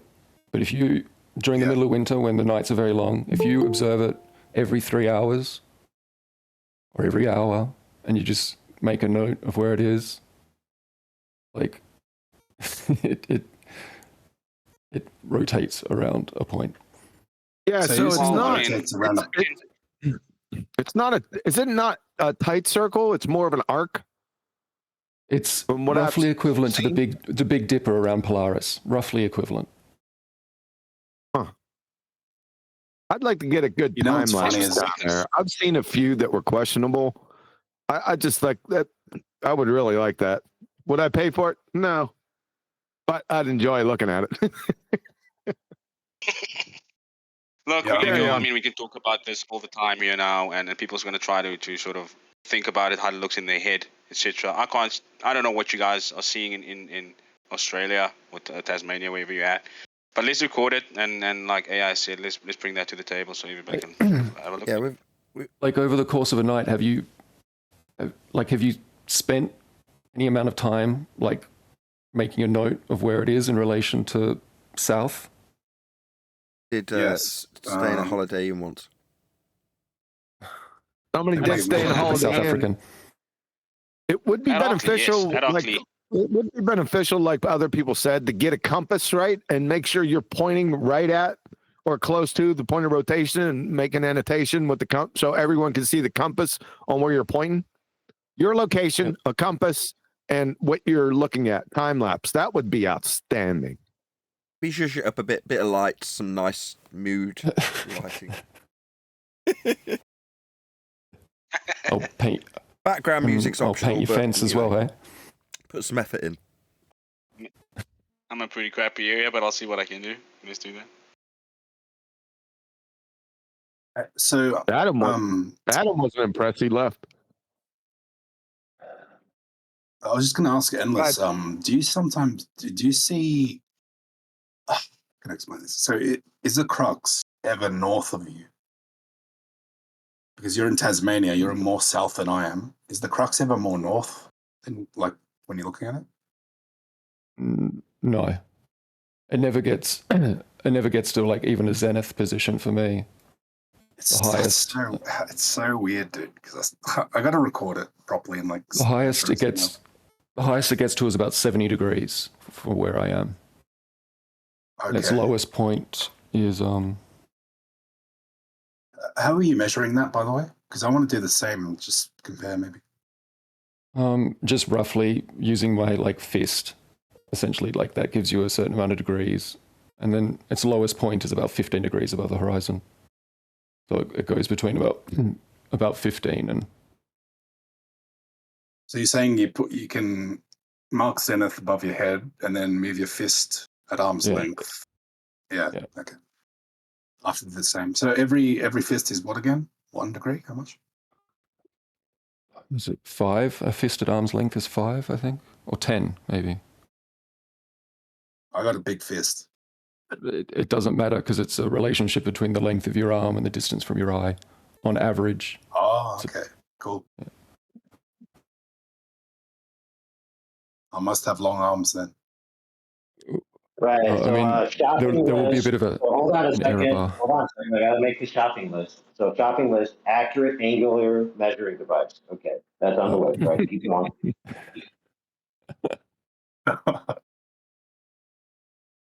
Oh man. Okay. Well, It's just, man, I don't know. The fact that we're arguing about this is just, I don't know, it seems strange to me. But anyway. this is an interesting question. It definitely is. This isn't the part we were arguing about, like, or at least me, like, because we just want to have more information. But specifically, your insinuation of, the end of the flat Earth ending at some point and then beginning again at another point is just the craziness of our reality, because, well, we don't really know what the heavens are like, so we don't know what the terra firma is like either. That's the part I was like, Yeah, what are you saying? What if it is like Pac-Man? Well, I'm just wondering what the I think reasoning that's a is diminishing of the idea, but well, I mean, it's the same. It's not different. it's an analogy to help you imagine it, I guess. Explain but I think it much then like the sky, it's difficult to actually, it's can you mysterious explain it and to us? mystical. I mean, I can only talk to you about how I think about it. I mean, I don't have any access to any extra information that anyone else doesn't have access to. Oh, can you do that then? Well, I'm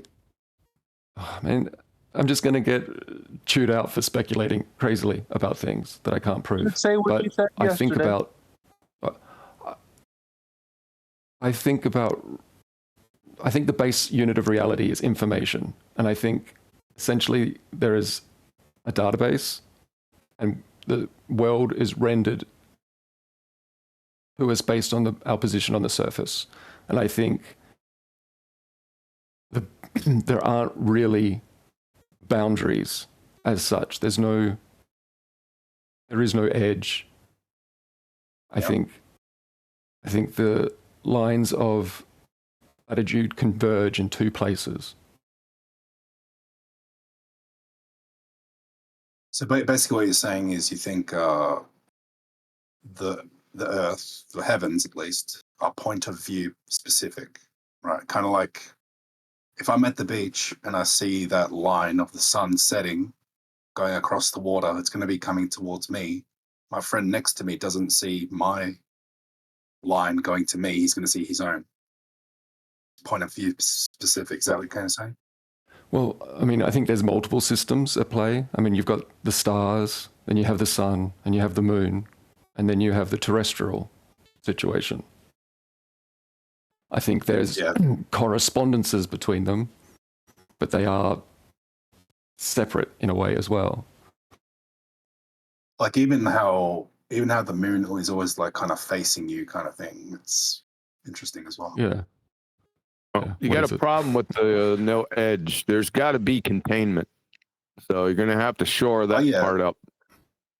So, there is no edge. Yeah, because it's contained, because you're breathing. So I'd try to incorporate something into that. Follow? Well, it's like not even. Not you, Eli. Him. Yeah, but are you listening to what he's saying though? Because it's that. Yeah, I am. I wanted to get his response to that. Oh, Thanks. go ahead. Well, I mean, it comes down to whether or not, if I'm looking south, am I looking across? Is the line to the sub point, Is that across I'm an not talking island that about is that. Antarctica? Listen to what I'm not talking about that. Listen to what I'm saying. You said there was no edge. All right. So there is. It's just you ain't falling off it because it's contained. So you're gonna have to rethink and recompute. So is there going to be some physical boundary if I walk Yes. Yep. in a non-diverging straight line in a particular direction, if that was such a thing was possible, will I eventually hit some physical barrier? Yep. You don't know, and neither do Right. we. Right. No, I do Okay. know. No, I do know. Do you? Yes, I do, because you're Where is breathing. it? I Where don't is know, it? but that's the compelling fact. The compelling factor in the matter, sunshine, you're going to piss me off. Where is it? Horse shit, like a dumbass baller. The compelling factor in the matter is that you are breathing. Get it? So, no, where is it? It is. Yeah. I mean, I don't need to worry about that because I don't think there's a vacuum beyond the sky. I don't like. Oh my God. I don't think there's anywhere for the air to expand, or like don't think there's an infinite volume for it to expand into. Okay, so you're carrying another idea in your own. No infinite space. I mean, there's a limited volume available. Yeah, that works. Well, he's not saying it's infinite. He's just saying reality begins and ends at some point, in a sense. Because if you go far enough, you'll end up in. Just say what you said yesterday, man. I'm trying to remember what exactly I said. It's like 4 o'clock in the morning here. I'm trying to remember what I said. Pac-Man? Well, I mean, that's an analogy you could use. About the sub point and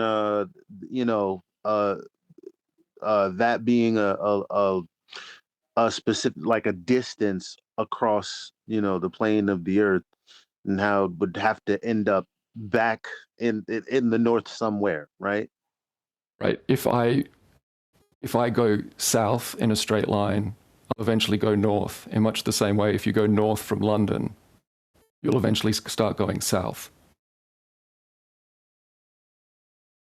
Like if you want to get straight, walk in a straight line to Russia, you'll go north. You'll go underneath the northern rotation point in the sky. You'll go underneath Polaris, and then from that point on, you'll be going south to get to Russia. There's a flaw in your premise. You've got south in your description as an absolute direction, which it isn't. It's 180 degrees away from north. Yeah. That's the only absolute direction in this scenario. Right. Not south. Okay, so Applying the principles I'm walking north. Right? Sorry? You're applying the principles of CELNAV consistently. These are flat angle measurements to these stars, regardless of the consequences. Yeah, he knows that. I mean, I think that yes, people just get bent out of shape about it being in the south. We can talk about it like I walk north out of London in a straight line. I go underneath Polaris. At that point, I'm going south, right? You're Does going anyone away disagree from with that? north. Yeah. No. Well, let's just clarify. So what we're calling south versus what is walking away from north in an absolute direction when you've got a compass to reference one absolute direction. Okay, so I walk north until I'm directly under Polaris. That's okay? We all agreed to that? Sure, but if you say I'm walking away from north, you could be walking away from north, describing south, and moving in different directions, couldn't you? Well, like, if I continue to walk in that direction for another 100 kilometers and then turn around 180 degrees, that'll be north again, right? No, you've got one absolute direction. I told you. So, yeah, you can reference a compass and north will still be north. But you haven't got an absolute south. That's my point. Yeah, you're not going to keep going south and end up north. Well, you can't say that definitively. Well, unless I got a question for the homie Slice. If you have a polar coordinate system, the only true point is what point? I'll give you the answer. The origin. There can only be one origin. Does that make sense? No. So if you have a polar coordinate system, which is a radial splayed on a flat surface with a center point, let's put the letter N on that point. Take a piece of paper, draw a dot, and then draw radials out from that dot. There's only one dot, correct? I mean, that's a big if, because seems to be a southern point of rotation in the sky that we call south. Yeah, and with that seems to be point that isn't an absolute direction and doesn't have compasses point at it. They've mapped out a southern equivalent to the north that does have an absolute direction. We know all this. You know all this too. Knows. So how true is it? Not very in the south, very heavily distorted. We know all that too. Here's the problem, guys. I was talking about a polar coordinate system in itself. I wasn't talking about the Earth or the sky at all.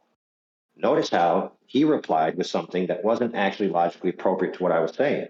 He didn't just simply concede the fact that in a system set up the way in which I described, where you have a single center point and the coordinates all point at there, and you have splayed radials out from that point, if that is the system you're using, there's only one origin, period.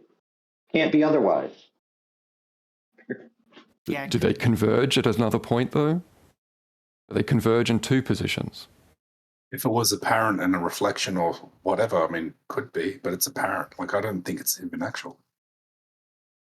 Okay, look, one more time. You take a piece of paper, draw a point on the piece of paper. Draw radials out from that point. Divide them up, 360. Let's say you just put one every 15 degrees, okay? Look at that piece of paper. How many points of origin are on that paper? If you can't answer that question simply without going any further into any other things, then you got to rethink the way you think. Well, there's one between that point and the equator. Dude, one more time. I'm talking about a piece of paper, dude. Why is it you just can't answer? Well, how is that relevant?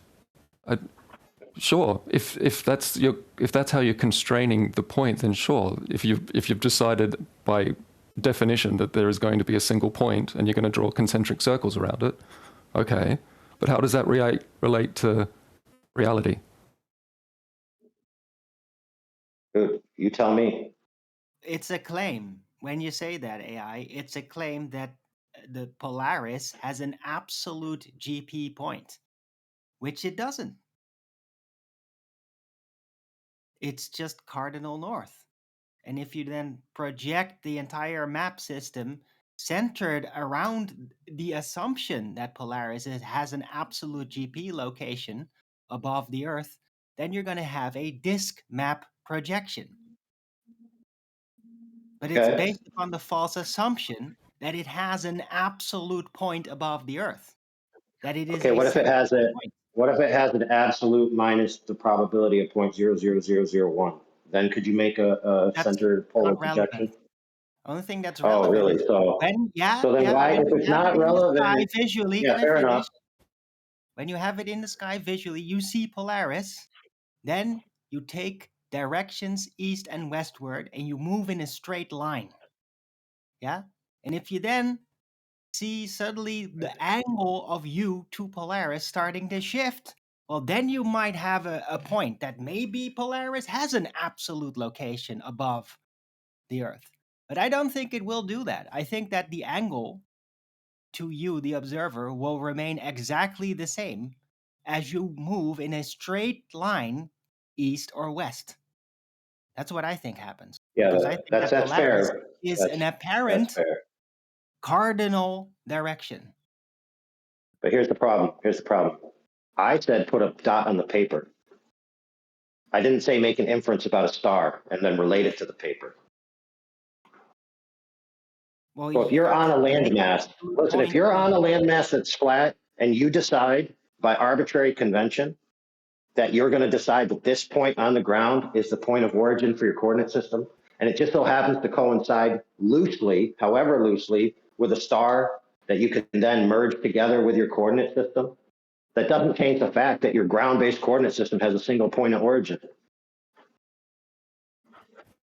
What if I do the same thing in the south? Territory of the north, though, right?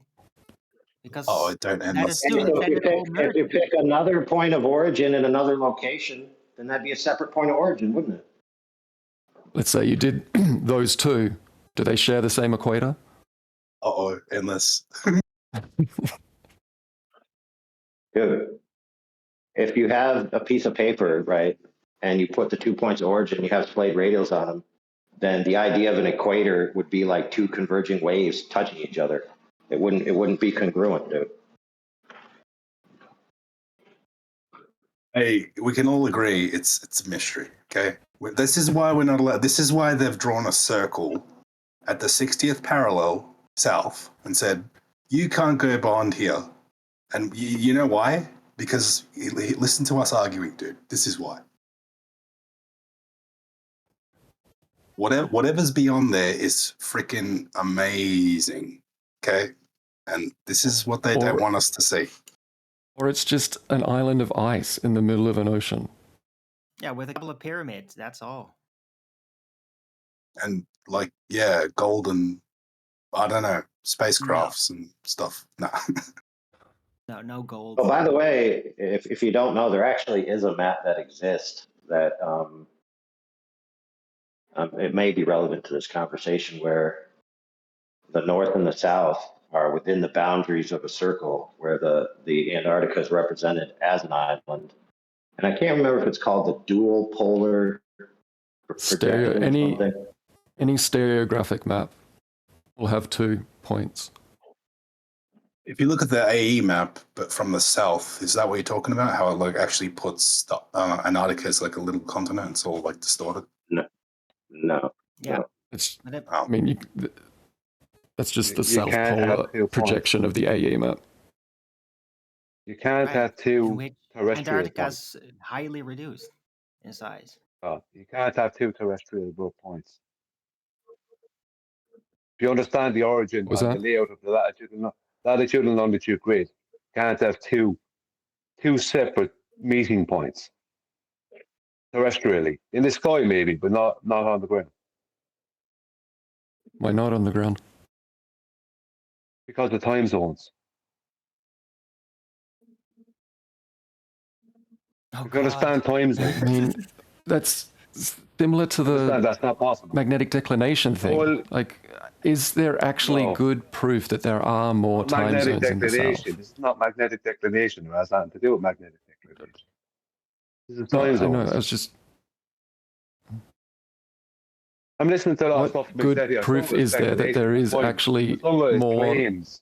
Actual Hold on claims. a second, dude, in Discord. Just relax for a second. Just relax for a second, Endless. Go ahead, Brian. Wait till he's done. Thank you.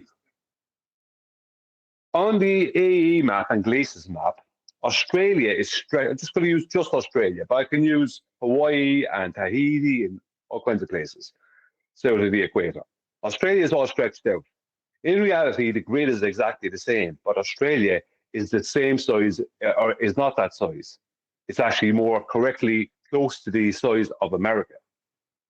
Right? There is 2 time zones between Newcastle, north of Sydney, and Perth. They're both on the 32nd degree parallel south. Right? There is 2 local time zones are based on correct local time, or UTC time is based off time zones. Greenwich Mean Time is based off time zones. Time zones are used and were used all the time in navigation. Right? You cannot, one time zone is 15 degrees of longitude. Right? So that means Australia, in actuality, not what it shows on a globe or a universal transverse Mercator map, which is based off of a globe, it sits within 30 degrees latitude, not 45 or any more than 45. It sits within 30 degrees. Now, I've gone through this and I've shown this and I've shown how it does. Right? This is what happens. This is just facts. The same latitude across America, right? There's 3 time zones. The same distance between, there's basically the same distance between Newcastle, north of Sydney, and Perth as there is between Charleston, South Carolina, I think it is, and Long Beach, California. Right? Yet there's 3 correct time zones, correct local time between Charleston and and Long Beach is 3 hours, whereas correct local time difference between Newcastle or Sydney and Perth is 2 hours. They mess around with daylight savings and stuff like that, which is not time zones. These are political things. That's not time zones. Time zones are laid out by a 24-hour day. They're basically they are basically the 24-hour day. The sun isn't not always going to be solar time. It's not always going to be in alignment with correct local time. So because solar noon happens at different times of the day, happen at different times of the day on different days, they have it as an idealized. They laid it out as a great in an idealized fashion. Now there's only 2 across Australia, but there's 3 across America, across the same latitude.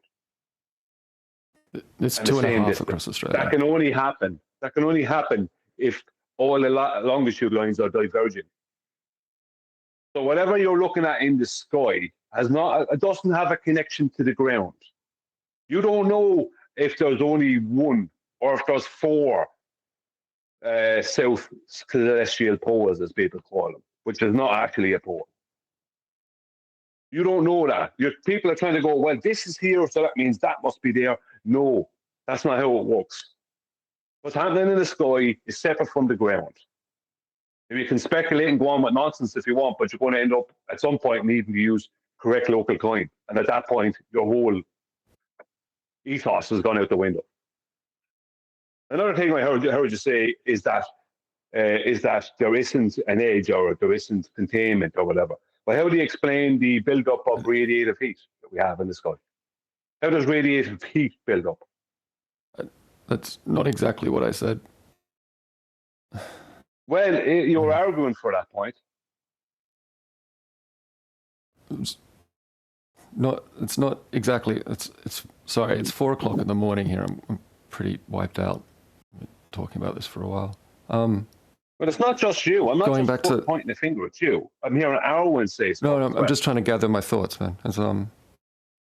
So, if we were to use celestial navigation principles to measure the distance between Sydney and Perth, and do that for an equivalent in the north, right? My issues with time zones are a bit arbitrary in quite a few places, like what they do in along the international date line near the equator. There's that whole weird hammer-shaped thing that they do. That's nonsense. That's not time zones. That's the point. Well, how they've perverted them and confused people with them is not the time zones. The time zones are what a chronometer has to adhere to, for instance. Chronometer that they would have used for a long time on ships. The time zone that has to adhere to time zones. That's why if you're going to navigate using a sextant and a chronometer, you can't have Australia, the 32nd degree latitude across Australia, spanning across 3 time zones. It can only span across 2, because that's all it actually does, span across. Well, we have 2.5. You don't have a half. That half is made up. What's the half? What's the half? How can you have a half when a time zone South is, Australia? hang on 1 second. A time zone is 15 degrees of longitude, and that's 1 hour, right? When it is 8 o'clock in Newcastle, it is at correct local time 8 o'clock, then it's correct local time 6 o'clock in Perth. How can you have 2.5? That would be 2.5 hours. There isn't 2.5 hours of difference, of correct local time difference between Newcastle and Perth, or Sydney and Perth. There's only 2, not 3, or not 2.5, or 2 and a bit. That's an add-in that they put halfway through Australia. It doesn't actually exist. Nobody actually ever uses it because it can't, because it's not part of anything.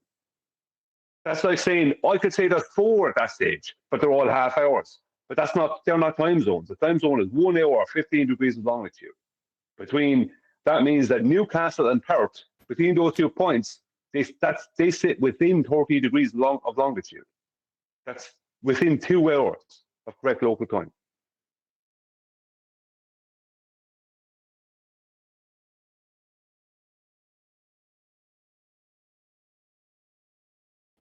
So for an equivalent distance, say between Perth and Brisbane, in the north, you'll end up with 3. Is that what you're saying? Why would you end up? I don't know about Brisbane. How are you going to end up with 3 in Brisbane? Well, I mean, you're talking about like the widest points of Australia, or well, you might. It depends. It depends on if Brisbane is if its correct local time is 1 hour ahead of Sydney. Is it correct local time? Not political time. Not daylight savings. Yeah, ignoring daylight savings, Brisbane is it's quite significantly further east of Sydney, but they use the same time zone. Well, then it's not then. Like the furthest, the furthest eastern point is right. There might be points in northern Australia where they dip into another time zone. I don't know, but I know for definite that Newcastle and Perth, there's only 2 hours of correct local time between them. The same way as the same way as there's 3 hours of correct local time because the same distance between Charleston and Long Beach. Yet there's the same distance between those points, and they're on the same latitude. But there's just one is north of the equator, one is south of the equator. Yeah, like it's just because there's a certain amount of arbitrariness to the way that politically they draw the time zones.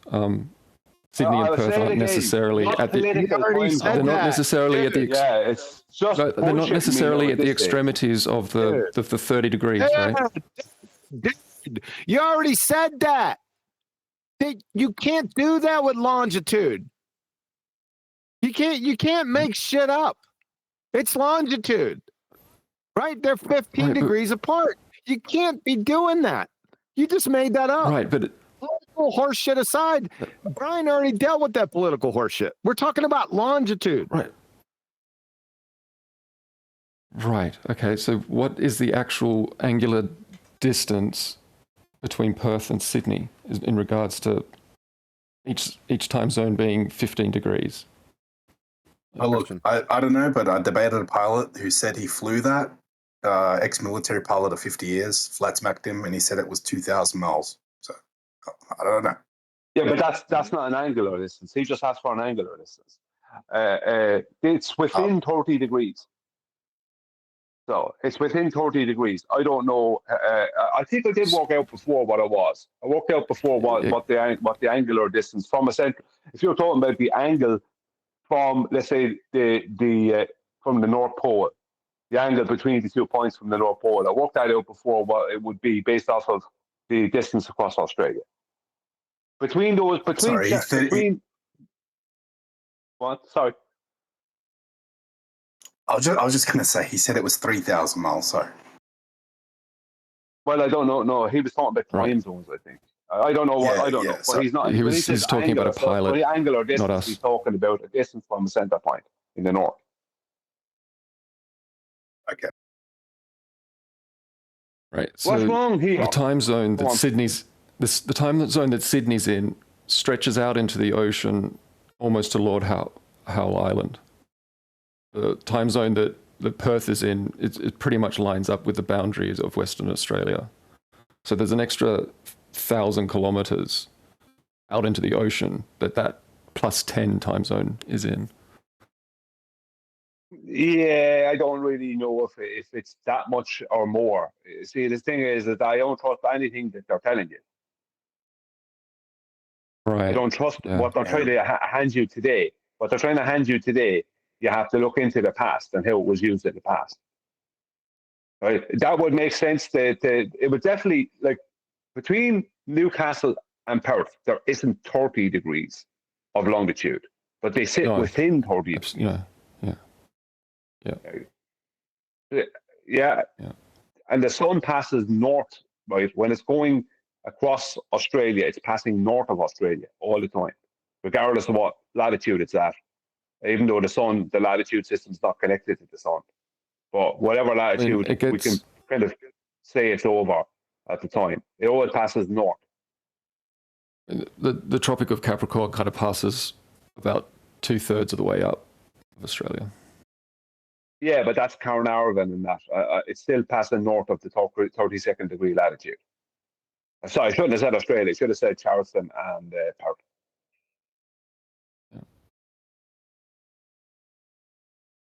Hey, I was going to ask you as well, in this, does the sun, is it ever at zenith for you as well? No, it's never directly overhead where I am. It's always like More at north? its highest. At its highest point, it's to the north of me. Okay, great. Oh, because yeah, see, I'm in Melbourne, but I am below the Tropic of Capricorn. But yeah, like, dude, sometimes it's overhead. The latitude, I just want to point that's out. just at the zenith. That's only at the zenith, right? Like sunrise and sunset, it sets south of west and sets and rises south of east. Yeah, but that's like optics. Yeah. Oh. Yeah, but sun doesn't set or rise, so that's another thing people are getting all screwed up. Right. Well, yeah, optically. By set or rise, I don't mean it's coming I need from to point something out underneath here. the... Hold on, just clear the The air. latitude and longitude. Go ahead, Brian. Sorry. Thank you, Nathan. The latitude and longitude grid has no connection to the sun, the moon, the star system, anything. The only thing it has a connection to is the GP point of Polaris. Polaris is the only thing it has any connection. It's all starts and ends with Polaris and the GP point of what we determine as the GP point of Polaris. Right? So if you see it, if you're showing a video of the sun doing a 24-hour thing in Antarctica, whether it's true or not has nothing to do with the latitude and longitude grid. Your coordinates, wherever you are in the world, is in relation to what they call the GP point of Polaris, the very center of that grid. So my latitude and longitude is in relation, it's how it's determined is via that point, that north point. So in relation to that north point, my latitude, right, which is my azimuth, and longitude, which is part of the azimuth too, is determined from that. That's how it's determined. This is what they call a polar coordinate system. So it all starts at the center. So people are looking at the sky going, but the grid must be, no, the grid is only connected to Polaris, not anything else. So people keep getting that messed up. And it keeps confusing people. Well, it must be this, it must be that. No, it is what it is. It's this flat grid with a north center point. And all the longitude lines diverge outward, which is proven by time zones. You can look at the Gleason's map. That exact grid is exactly right, but all the projection underneath it is wrong. That's a globe projection underneath it. That's why it's a globe map, even though Gleason's map is not really a map. Same for the AE. That's a globe projection. Brian, are you saying so you're saying the longitude, latitude lines are correct on Gleason, but the land masses, the sizes of them are wrong? Yes, that's the correct grid, you see. Gleason is supposed to be referencing the sun, and it's a sun calculator. It's not. It's not a correct sun calculator because it works out of the equator, because you have places like Australia being twice and 3 times the size of America, which they're not in reality. But the grid, the layout of the grid is correct. The projection underneath the grid, you take away the projection and you just have the grid. And a lot of points in relation to the center. Yep. Whereas when you put back in the projection, if you put in the wrong projection, you're going to have places being given latitudes and longitudes. It's the latitudes that they messed with. If you change, the longitudes that they messed with. The latitudes can stay the same almost, but the longitudes are going to change. So your longitudinal position in Australia right now may not be your actual real longitudinal position. But my longitudinal position in Ireland is more likely correct. But it's more, even if it's not correct, it's more correct than your one. Because they've really developed the equator. Yeah, it'd be more accurate in the north. Yeah. Does the Tropic of Capricorn encircle Polaris? Yeah, I mean, like all latitude lines. Go ahead, bro. Tropic of Capricorn is just a latitude. That's all it is. We give it a name to tropics because they're the 2 points that we see the sun moving between. Over a cycle of a year, that's what we see. Mostly those 2 points. But that doesn't mean the sun is always, like that's for the solstices and then equator for the equinoxes. But that doesn't mean the sun is always directly over those. Let's just say it might appear to be close to the equator on the day of the equinox, but that doesn't mean it's always perfectly over it. Or that, you know what I mean? As I said, the latitude, the rings on a globe, the rings of latitude are connected to the sun because their globe is rotating. The sun is stationary. So that's how they mug people off. But in reality, the latitude grid and the origins of it is not connected to the sun. But people are trained into connecting the sun to it because they've grown up being told it's a globe. They're on the spinning globe, and at this time of year, this thing happens because the globe is rotating. Then the sun is over this point because the globe is rotating. It's like, no, that's only coincidence. That's not. Can you say that's not how it's played out in reality? Can you say that the Tropic of Capricorn is the average ground position of the sun on the solstice? I can't. I can only say that it doesn't appear to go much further south than that. I don't, as I said, because the latitude and longitude grid is not based off of the sun, I can't say that. Because I don't know what the sun is or how it does, but it does. Remember, the only celestial in the sky that we don't see moving around much, even in a time lapse, it'll only do a little arc. It doesn't do a circle. It's just a little arc, and that could be down to how the time lapse camera is working, right? That even within that, it only shows a tiny arc, and that's Polaris. So other than Polaris, you can't determine anything. You can't say, well, this is connected to that. No, you can't. You can't make any celestial and terrestrial connection in that way. So is the sun directly over all of the Tropic of Capricorn on the 21st of December? I don't know. Maybe over parts of it. I don't know. But it's the Tropic of Capricorn is not directly connected to the sun, but people are confused about it. Right. So if the Tropic of Cancer encircles Polaris, how did the TFE work? Like if a 24-hour sun was observed in Antarctica. That's the question, though. So the thing is that, can you say for certain, without a doubt, that there's definitely a 24-hour sun in Antarctica, and that sun is the same sun every year? I couldn't say that. I could not go into a courthouse and go, yeah, this is my evidence, and because there's too many problems with the whole thing. Too many issues with it. Corners in the sky. I have my own issues with it, with the shadows of the mountain. Then you have other things going on where there's images being put through AI photo manipulation detection AI services, and it's showing that there's issues with a certain part of the sky that the sun was shown to be in. There's issues with that part, but there isn't issues with the other part of the sky. So there's too many things with it that I couldn't say for certain that definitely happened. And if you consider the people involved, they're not exactly a group of honest people, are they? So could I say for certain that happened? No, I can't say it didn't happen. But I can't work everything off of, well, if this is true now, then, well, no, I can't do that. Because it has to be shown and proven to be true. You see what I'm asking in regards to the Tropic of Capricorn and that observation. Yeah, you're asking how can the sun do that and the tropics still be the tropics? As I said, the tropics are not connected to the sun. The tropics are latitudes. And how do you know if